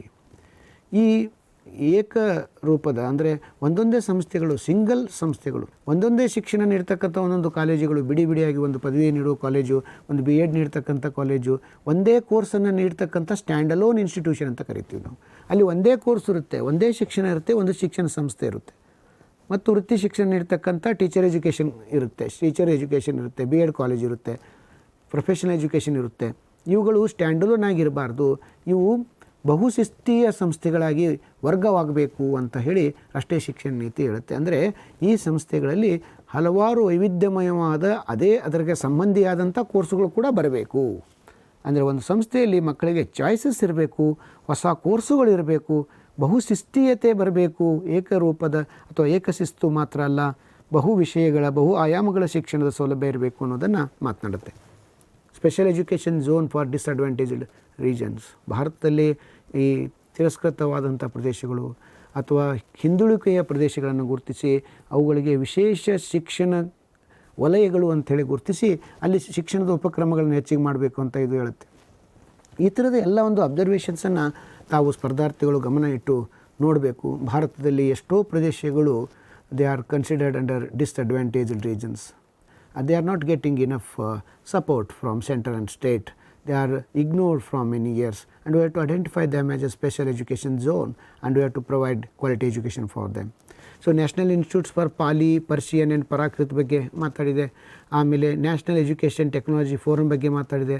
MHRD to be renamed as minister of education ಅಂತ ಕೂಡ ಅದು ಮಾತಾಡುತ್ತೆ. ಈ MHRD ಏನಿದೆ, ಮಾನವ ಸಂಪನ್ಮೂಲ ಅಭಿವೃದ್ಧಿಯನ್ನು ಶಿಕ್ಷಣ ಸಚಿವಾಲಯ ಅಂತ ಹೇಳಿ ಮರುನಾಮಕರಣ ಮಾಡಬೇಕು ಅಂತ ಕೂಡ ರಾಷ್ಟ್ರೀಯ ಶಿಕ್ಷಣ ನೀತಿಯಲ್ಲಿ ಶಿಫಾರಸು ಮಾಡಲಾಗಿದೆ. ಹೀಗೆ ನೀವು ರಾಷ್ಟ್ರೀಯ ಶಿಕ್ಷಣ ನೀತಿಯ ಶಿಫಾರಸುಗಳನ್ನು ನೀವು ಕೂಲಂಕಷವಾಗಿ ಈ ಥರ ಗಮನಿಸಬೇಕು.